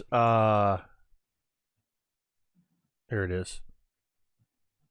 What you do remember is the warning of that was carved on the obelisk that was outside of the tomb entrance. I had a feeling it was that one. That says, "Fear the night when the Forsaken One seizes death's mantle, and the seas dry up and the dead rise, and I, Asarak the Eternal, reap the rewards of the living. Those who dare enter take heed. The enemies oppose. One stands between them. In darkness it hides. Don the mask, or be seen. Speak no truth to the doomed child. The keys turn on the inside only." And I would like Vale, Brilinya, and Qualu to... Actually, Taliel, I want you to do this as well. I want you all to make insight checks. 15. For a total of 15. 12. I got a 20 on the die, so that's a total of 22. Nice. Oh, yeah. With my +7 and this 17, I got... Hang on. 24. More than 17. Vale and Taliel. As Taliel, you strangely remember this warning carved on the obelisk. And you also have vague recollections as you hear this of having encountered some of these areas, but they're like distant dreams to you. Vale, the memories are a bit more recent, as you're able to sort of understand in darkness it hides could possibly reference the unpenetrable darkness of the devil's mouth when you first entered the tomb. Don the mask or be seen. You remember that there were masks, feathered masks of paper mache that the whites wore in Obalaka's tomb. Speak no truth to the doomed child. You know that there was a child's voice speaking to you from the flame skull in the most recently revisited area. But you haven't encountered anything to which the keys turn on the inside only. And you see now these chests that look like they could possibly have locks on them.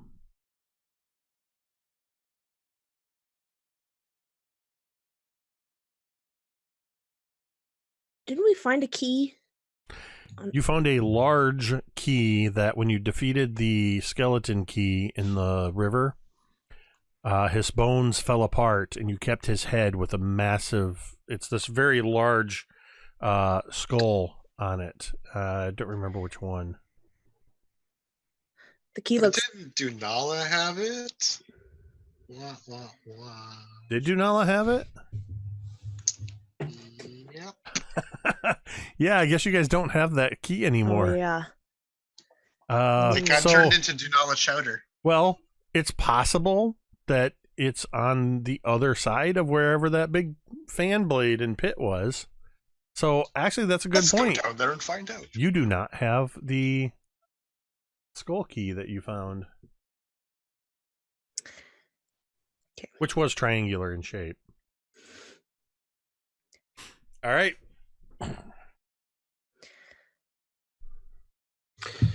All right. So I'd like to make an investigation check before we even go through. Have a look around to see if there's any like small hidden keyholes or something that we could use to deactivate, or something to deactivate this trap. Sure. Give me another investigation check. No. That is a 10 on the die. And it's just a 10. No. Yeah, I don't think so.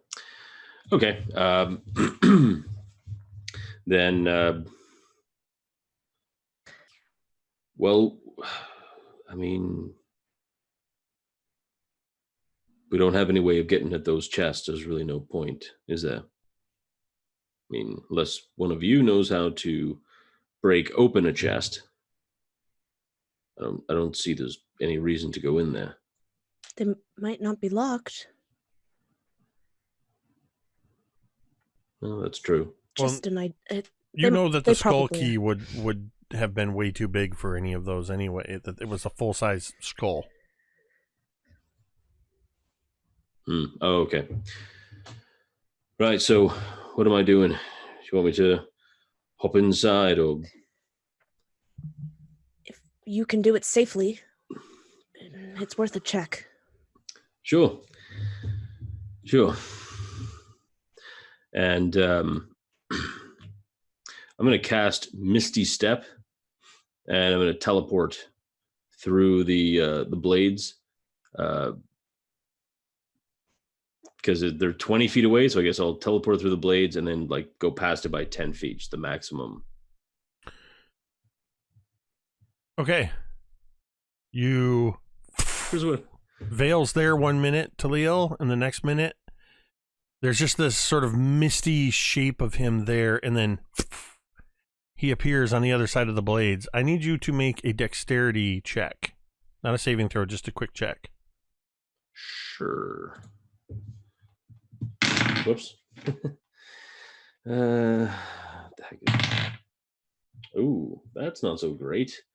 That's going to be a 12. So, Vale, you reappear 30 feet on the other side, and you feel for a moment, you feel the stone corridor beneath your heels. And as you just subtly shift your weight as you reform, you realize that the front half of your feet are on nothing. And where you're trying to balance yourself, you fall forward and you fall 20 feet into a pit. You will take Comic retribution. 5 points of bludgeoning damage as poof, you land on top of a stone sarcophagus. Before I tally the damage, just a really quick question. So from last session, I had gotten the 4 temporary hit points from the fountain. How long was that going to last? Was that going to last until I took damage? Yep. Or was that... Yeah, they were temporary hit points. Okay. Unless there's a time limit imposed when they're awarded, they're there until you get hit, and they're the first damage soak that you have. Okay, I wasn't sure if there was a time limit, and I just... Okay. Cool. Good question, but no time limit. All right. So... the rest of you see Vale sort of reappear, and then you see him just kind of whoa and fall forward, and then a half a second later you see a cloud of dust kind of rise up very cartoonishly. You hear a very weak, "I'm okay."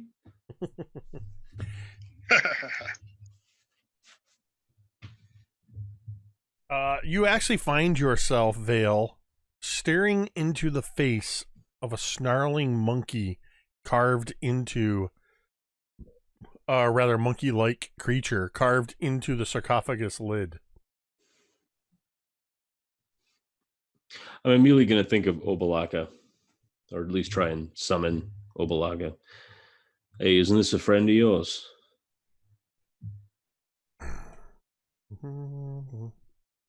One second while I verify. If I remember correctly, it's Ijin that was Obalaka's. It nemesis. is, yeah. The Almirage. Yeah. Oh dear. This appears to be Wongo's resting place. Wongo's he's a very violent and deranged creature. Moa hated him. Well, We should be very careful. okay.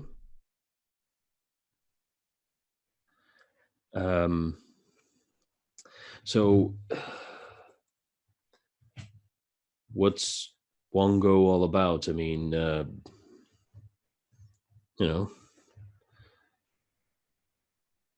saying he's evil, he's dangerous. Is there a way that we can get up? But Wongo, I mean, look at him. He's one of those hideous Sioux monsters. Well, hang on a minute. Just because he looks angry doesn't necessarily mean he is angry. Oh, in this case, it does. The Sioux monsters are the way they are because of Wongo. They embody his violent nature. Wongo never cared about anyone but himself. If you'd been more careful, we wouldn't have fallen into this hole. Yeah, well, it's not my fault I rolled terribly. I mean, dice follow, they will. Anyway, besides the point. It doesn't look that far up. You should be able to climb out. Right, but does Wongo have something that could help us? I mean, you had this nifty ring. I don't know what it was. Wongo was always stealing things. Okay. I don't know what Wongo would have.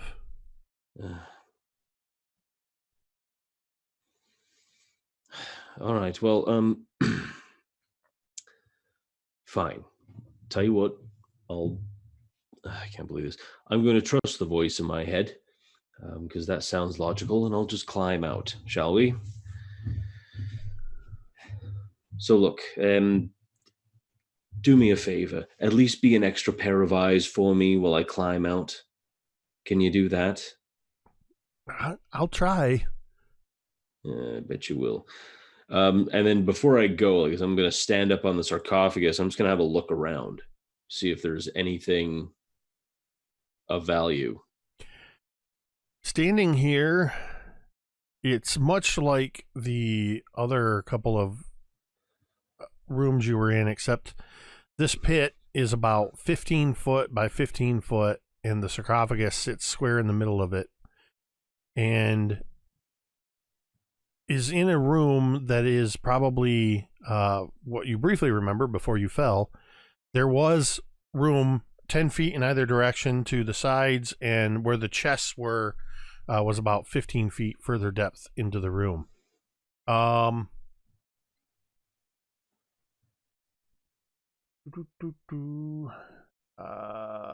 Looking around,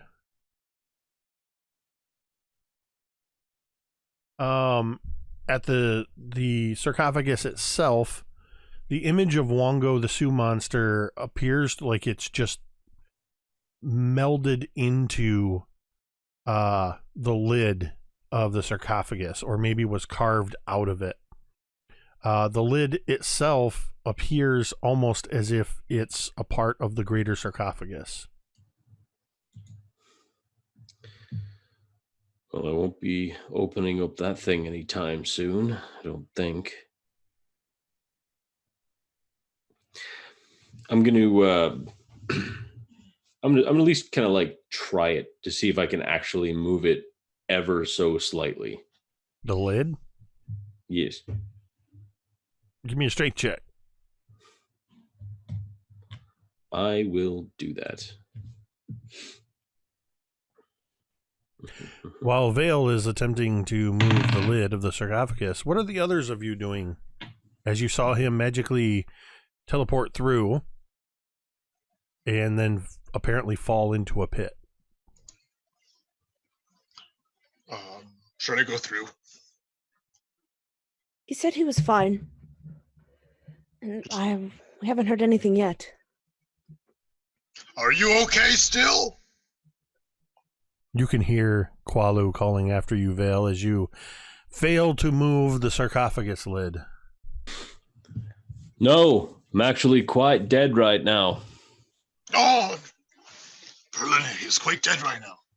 Perhaps we should go to try and save him before the soulmonger takes him. Fine. Qualu.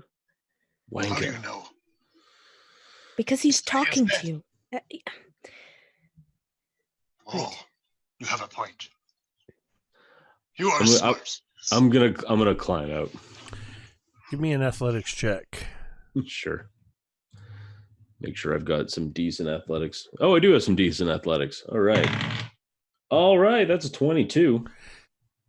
Yeah, the walls are worked stone, but with time, the stone blocks, there's some shifting, and you're able to find finger holds and toe holds, and you clamber up. Would you go up towards the narrow hallway that you came through, or to one of the sides? Left? Basically, give me a cardinal direction: north, west, south, or east. I would climb up on the side where the three chests, the room where the three chests were. So you climb up, and you're immediately in front of the three chests. All right. You see Qualu, Taliel, and Brilinya. You see Vale pull himself up out of the pit, and he seems to be fine. Vale, each of the chests that you're looking at are 5 feet long, 3 feet wide, and 3 feet tall. These are very large chests. I was going to say, that sounds less like a chest, and that sounds more like a sarcophagus. No, they're much smaller than the sarcophagus you just fell on top of. That thing was about 12 foot. But these, they're 5 feet this way, 3 feet deep, 3 feet high, and it looks like they're unlocked.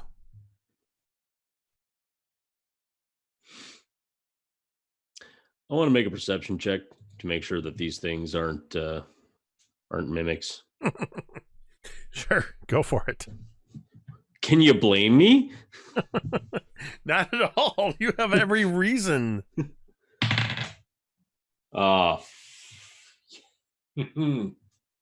you. It's a nat 20. All right. Well, from what you can tell, looking at these things, they look like they are actually made of onyx. The one on the left looks to be carved of black onyx. The middle one immediately in front of you looks like it is made of rusty iron. And the one on the right, you can now see that it's silver, but it seems to be glistening with frost. Little webbings of frost along the edges of it.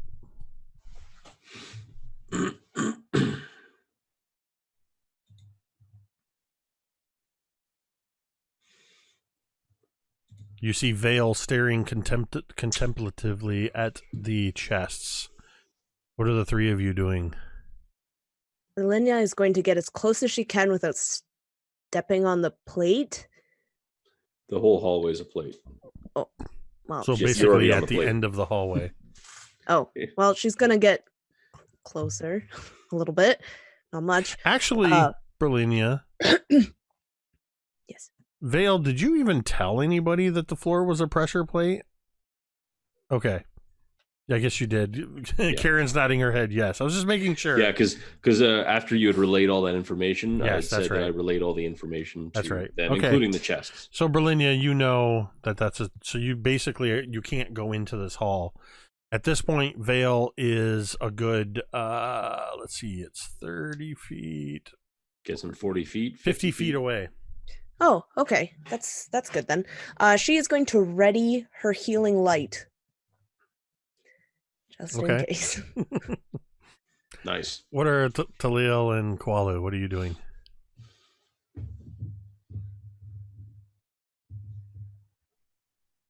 Taliel is actually going to be looking around.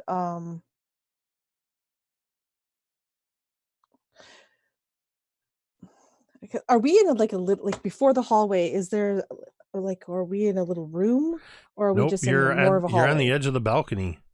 Oh, on the balcony. Okay. Yeah, and it's only 5 feet between the wall and the balcony railing.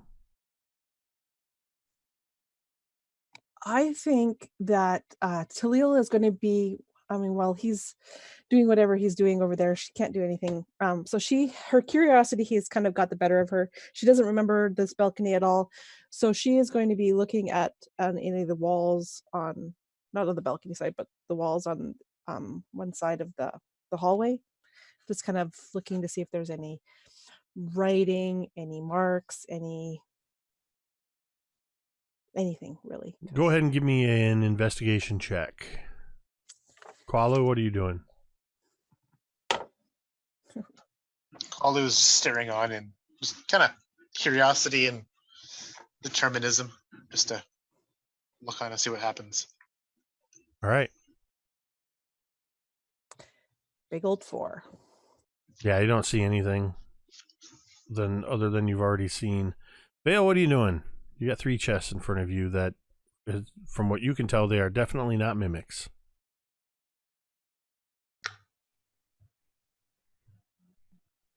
All right. I'm going to look around the room before I open it up. Is there any sort of writing? Is there any kind of... I'm looking for any... No? Nothing? Nope, You're just nothing. going to shake your head? Okay. There's nothing. All right. Well, I guess it's trial and error. All right. I will open up the black onyx chest. All right, you step to the side to the black onyx chest. You open it up. The lid opens up. It appears to be completely empty. However, the lid of the chest, rather than being also, curved along with the shape of the lid, has a panel that is flat in it, and there is a 3-inch long golden key protruding from an adamantine keyhole. You can actually see that there are adamantine clamps that in the keyhole that are sort of clamped onto the edge of it. Is there any writing or any sort of anything about what this key does inside the chest? No, there is not any writing in the chests. Look at your side chat.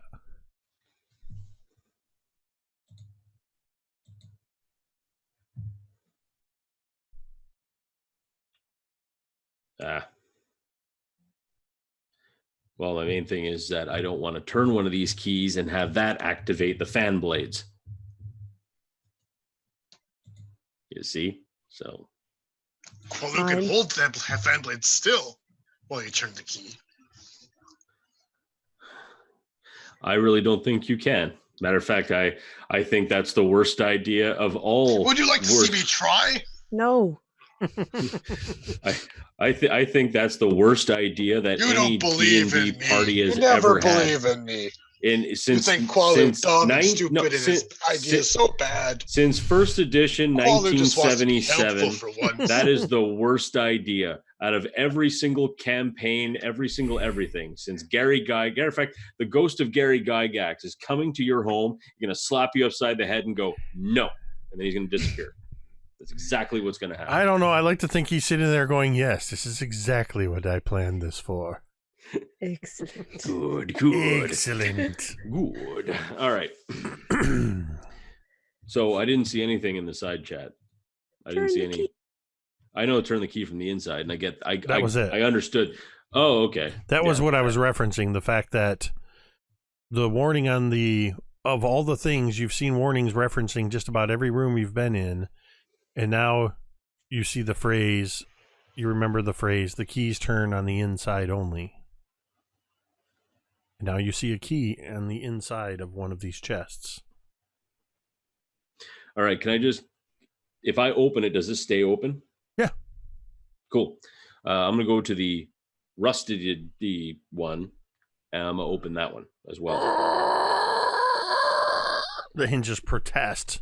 And now I'm starting to think that starting a business where I use wool grease as a fantasy WD-40 is starting to sound better and better every time. This one also has a 3-inch long gold key set into an adamantine lock and is otherwise empty. Okay. Now I'm going to go to the third chest, and I'm just going to kind of touch it very gently, is this pot still hot when you touch it? You know what I mean? In that way, it's like, is this, so I'm just going to touch the chest kind of gingerly to see if it's going to hurt or not. It doesn't. It's very cold, but not enough to hurt you. Your fingers aren't going to stick to it or anything. It's just much colder than you would have expected something in this jungle tomb to be. All right, fair enough. Immediately now is the same coldness and the side of the chest as well.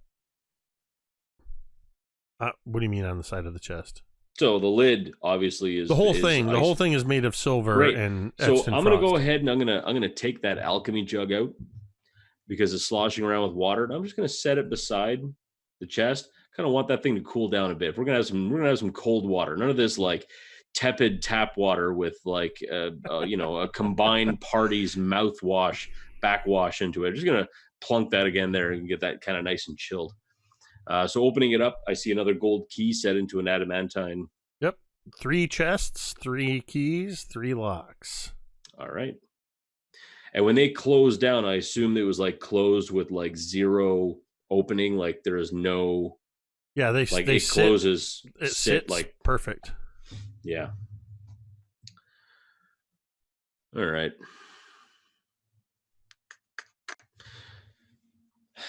Well, I'm gonna. Sorry, that got me. No, that was good. That was really good. Kaeryn in our side chat says that's a Serax freezer. I love it. The dungeon deep freeze. So all right, what are you going to do? All right. I'm going to explain the room and the situation to the others and say, I know that I got to climb in to open up one of the keys, but I don't know if that's going to start this trap or anything. And I don't know if I'm going to disappear or not. So... Wait, you're gonna crawl into the chests? The chests are empty, right? But instead of there being a lock on the outside, for some reason there's a lock on the inside, which seems to do something. Couldn't you just turn the keys with the chest open? So you see, you'd think, right? But I don't know if that would actually... You know what? I like your theory, Brill. Hang on. And I'm just going to walk over to the Onyx one and turn the key, which I would assume to the left. It won't turn. Right, well, looks like we're climbing in. Be careful. Oh, what's the worst that could happen? Or don't. Hey. There you go. There's your foreshadowing for you. Right. There are 4 shadows, yes. 1, 2, 3, 4. 4 of us, 4 shadows. Brilinya is also going to get her snake staff ready as well, in case something goes real bad. It will. When something goes really bad. That's a spirit. So, just to make sure I'm understanding this, Kawalu, Taliel, and Brilinya are standing at the end of a 20-foot hallway, which is interrupted by an immobile adamantine fan blade, beyond which another 30 feet into that room, Vale stands before 3 open chests and is about to climb inside one and close the lid and turn the key. Well, before he climbs inside to close the and turns the key, is there any way to not be standing at the mouth of the hallway? Yeah, you don't have to be standing right there. You can be off to the side. Yeah. And then you can't see what's going on. That's fine. I can hear it. Okay. All right. Nice. So which chest are you going to climb inside of? We'll climb into the Onyx one. All right. You climb inside. But first, don't think I've forgotten grabbing the alchemy jug. Just in case. Okay. You grab the alchemy jug. Which hopefully is a bit cooler now. It's a little bit cooler. All right, cool. You climb inside. Yep, climb inside. And you pull the lid closed. Yep. It's very dark in here. As you do. With your dark vision, you can just barely see the shape of the key up above your head. And I'd say, being a half-elf, it's actually, you kind of have plenty of room in here. It's 5 by 3 by 3, so there's a lot of room in here, actually, for you to look around, and you can go ahead and, I assume you're attempting to turn the key? Yep, gonna turn the key. You reach up, key turns,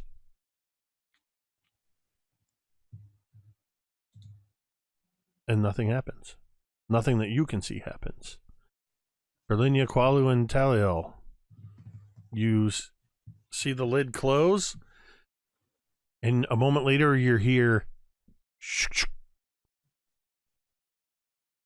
Nothing happens. I will lift the lid. Or at least attempt to. The lid's not moving. All right, I'll turn the lock the other way. Lid opens up.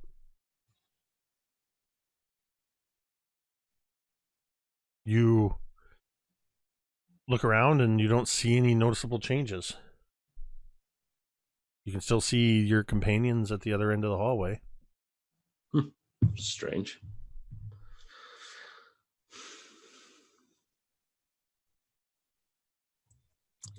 Is he still alive?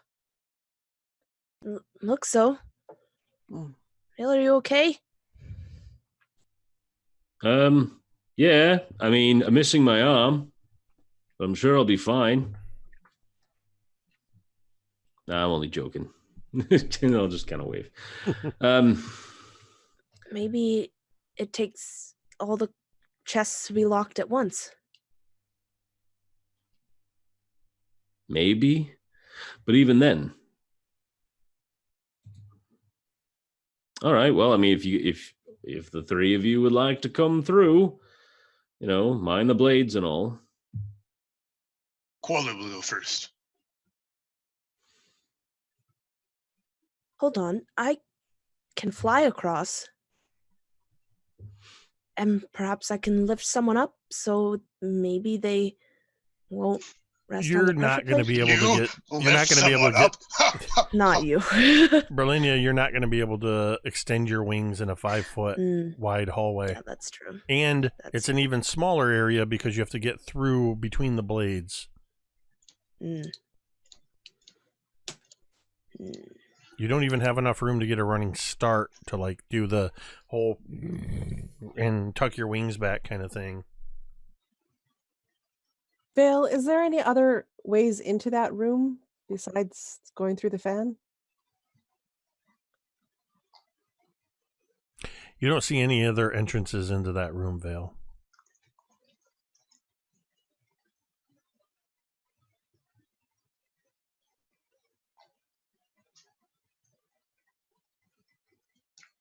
Can you still hear us, Mike? What's that? I said, could you still hear us? Oh. We said your name twice. Sure. Sorry, hang on a second. Go ahead. Say something. Vale? Hello, Vale. There we go. Okay. That was weird. No, sorry. For some reason, my earphones cut out. And I just thought they're like, okay, there's an awkward silence. And I just didn't even pay attention. It's like, wait a minute. No, their mouths are moving.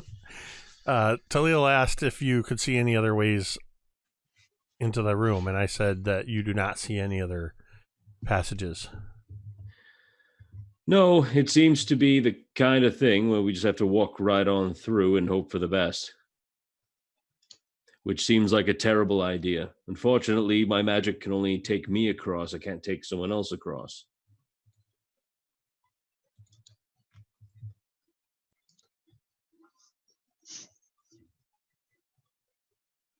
Qualu takes a step forward. You step forward and you activate the pressure plate. As soon as you do, the fan blade goes. You estimate that you have about 6 seconds before that blade is spun up to full speed as it rapidly begins to go. So, if you're going to try to go through, now's the time. Qualu will charge for it. And he will hold his axes in a way that the fan blade will strike his axe before it strikes his flesh. Because he personally knows the sheer cutting strength of adamantine, that he'd rather cut through his axe before his face, if you know what I mean. All right. You rush forward to jump through the blades, and I need you to make a dexterity acrobatics check. Oh yeah, doing some trapezes. All right. Well, I was really scared because of a +1, but I rolled a 17, so it's going to be 18 total. All right. You leap through the blades. Cut in half. 1, 2, 3, 4, 5, 6. That's fine. That's 10, 14, 23, 24, 28, 29 points of slashing damage as you leap through the moving blades, and you time it incorrectly. You do get through, but not enough to avoid the blades. If Taliel or Brilinya are going to do anything, you must do it now. Or, well, actually, what I should say is, what are you going to do? I guess I can't tell you what to do. Give me a perception check, Taliel and Brilinya. I would say even actually Vale and Qualu, go ahead and give me perception checks. I got a 7. 22. 17. 7. Taliel, you can feel the wind beginning to build up, turning this narrow passageway into a wind tunnel. And the airflow is towards Vale. Brilinya, what are you doing? Taliel, what are you doing? I would immediately yell out to Brilinya that it's going to start sucking us into the tunnel. I am going the other, like, away from the entrance to the hall. I'm not going away. I do not want to get sucked into the whirling fan.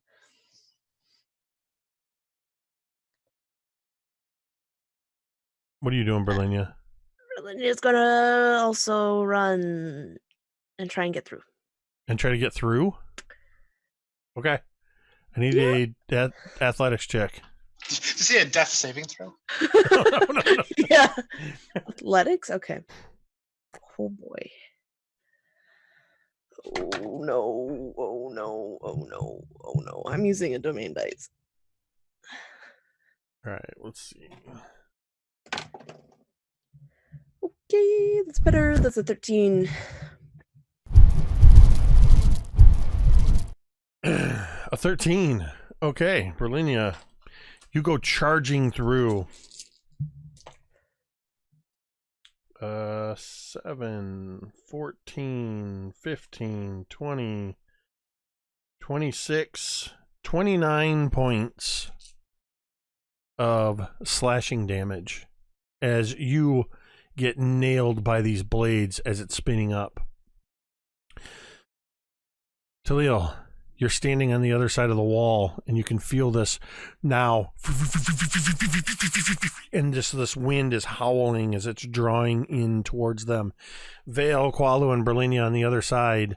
Qualu and Brilinya, you feel the wind picking up and pushing you towards this pit that you can see that drops down about 20 feet. You see Vale on the other side. Vale, your hair is beginning to whip as the air is flowing strongly into this room. Qualu will take a few steps back, not enough to, to dive back into the fan blade, obviously, and then try and get a running start to leap over this pit. Make an athletics check with advantage. Ooh, the winds are favorable.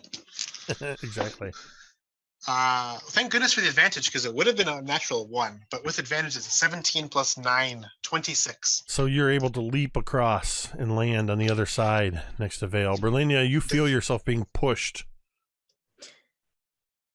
Brilinya is also going to try and jump, maybe not across, but like diagonally, so that it's a shorter distance. Okay. Give me an athletics check.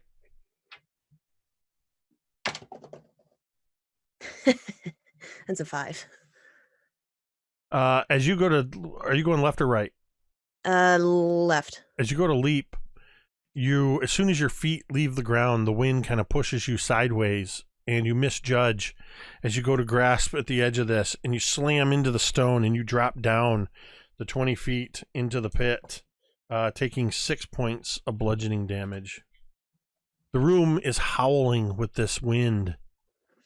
And after about 30 seconds or so, you hear the wind begin to die down, as do you out from outside, Taliel. And then you hear that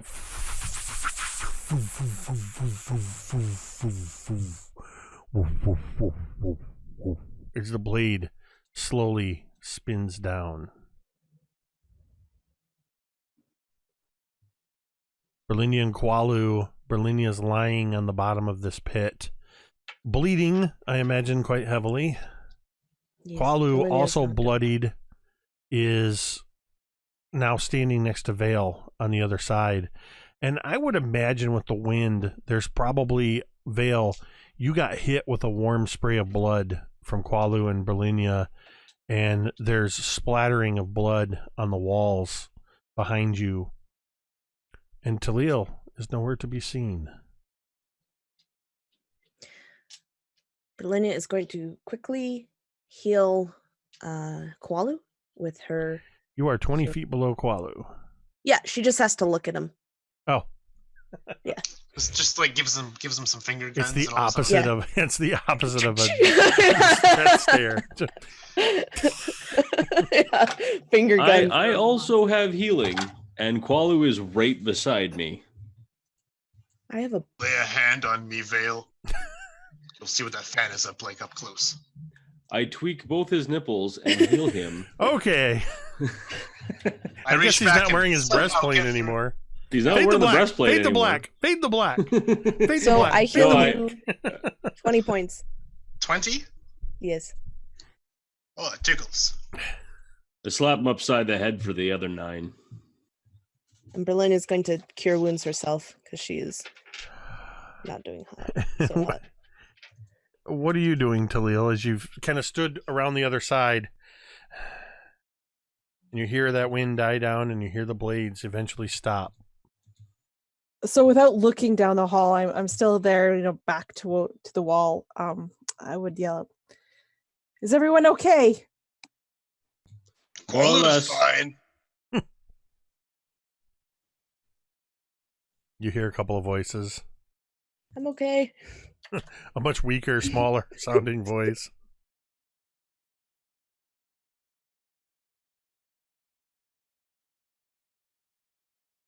I don't really know how you're gonna come either.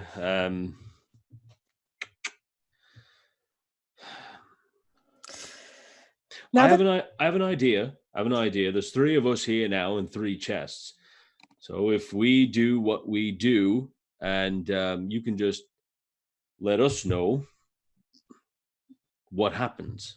But if you disappear, then I'm here by myself again. No. We're not going to disappear. It's going to be fine. Right? It's going to be fine. Sure, it's going to be fine. I don't. And I think while he's saying that it's going to be fine, it's going to be fine. She steals herself, and I'm going to charge down the hall and dive into the fan blades.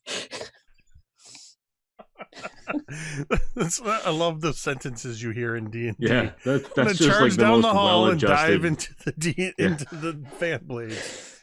That's the most well-adjusted thing anyone can say. Yeah. So there's this Let me Taliel on myself. the other side, just sort of. Suddenly, you take a deep breath, you turn, and you begin to run. And with that first step, and it's almost this Matrix-like moment when Morpheus is running towards the chopper. And I need you to make an athletics check, or excuse me, an acrobatics check, as you try to dive through or slide through the between the blades. Ooh, that's a bad roll, but 9 on the die plus 8 is 17.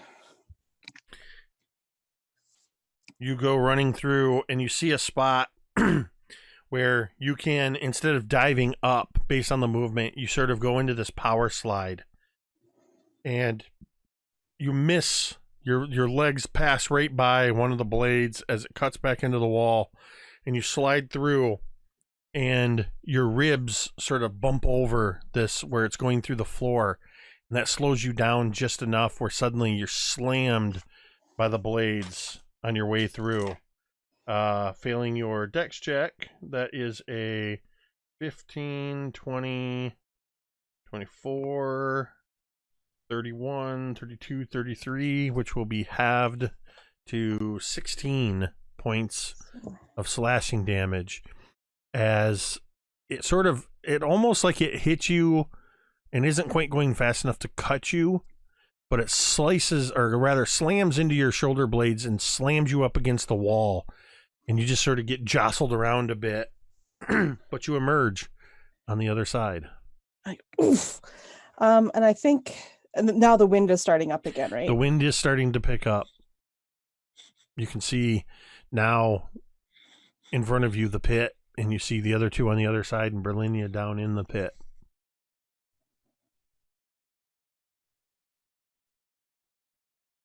I think I'll wait a little bit until the wind goes stronger, and then I will jump, or try to jump. All right, so you wait for the wind to pick up, and go ahead and make an athletics check at advantage. 17. All right, you give it enough of a weight, the wind pushes you as you leap across to the other side. And there you are. You are all in this room, Brilinya at the bottom. You have 3 chests with locks in them. You have a plan. And next session, we will find out how good that plan is.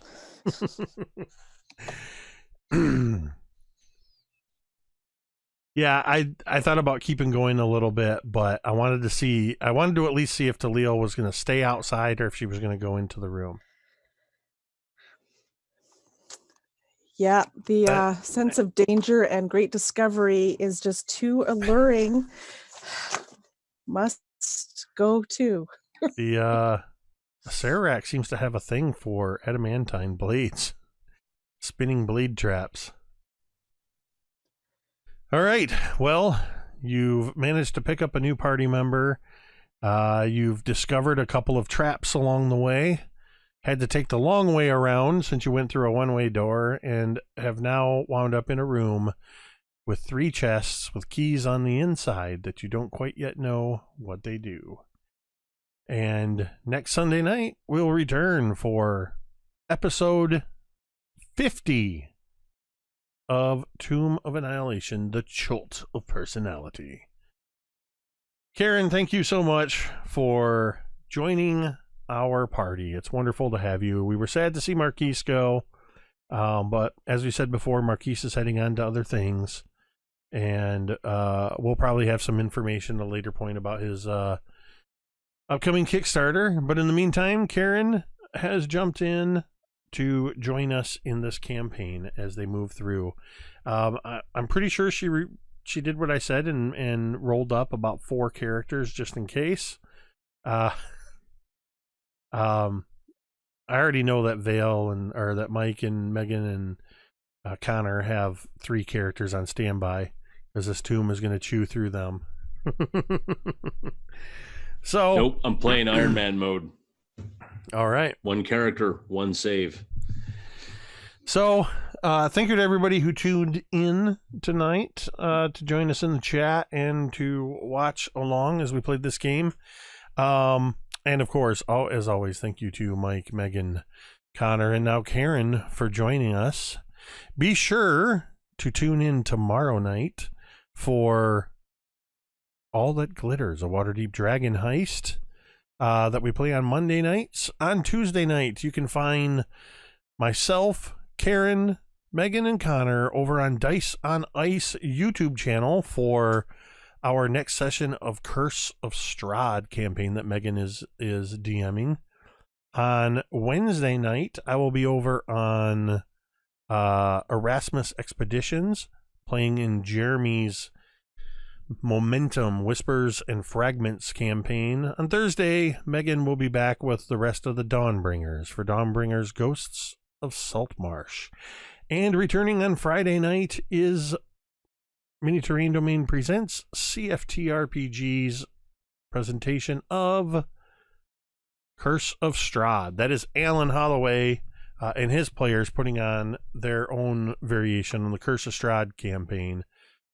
And every other Tuesday, when I'm not over on Dice on Ice, you can find Kaeryn and I here for the new Legends and Legacies D&D campaign, Tales of Phandelver.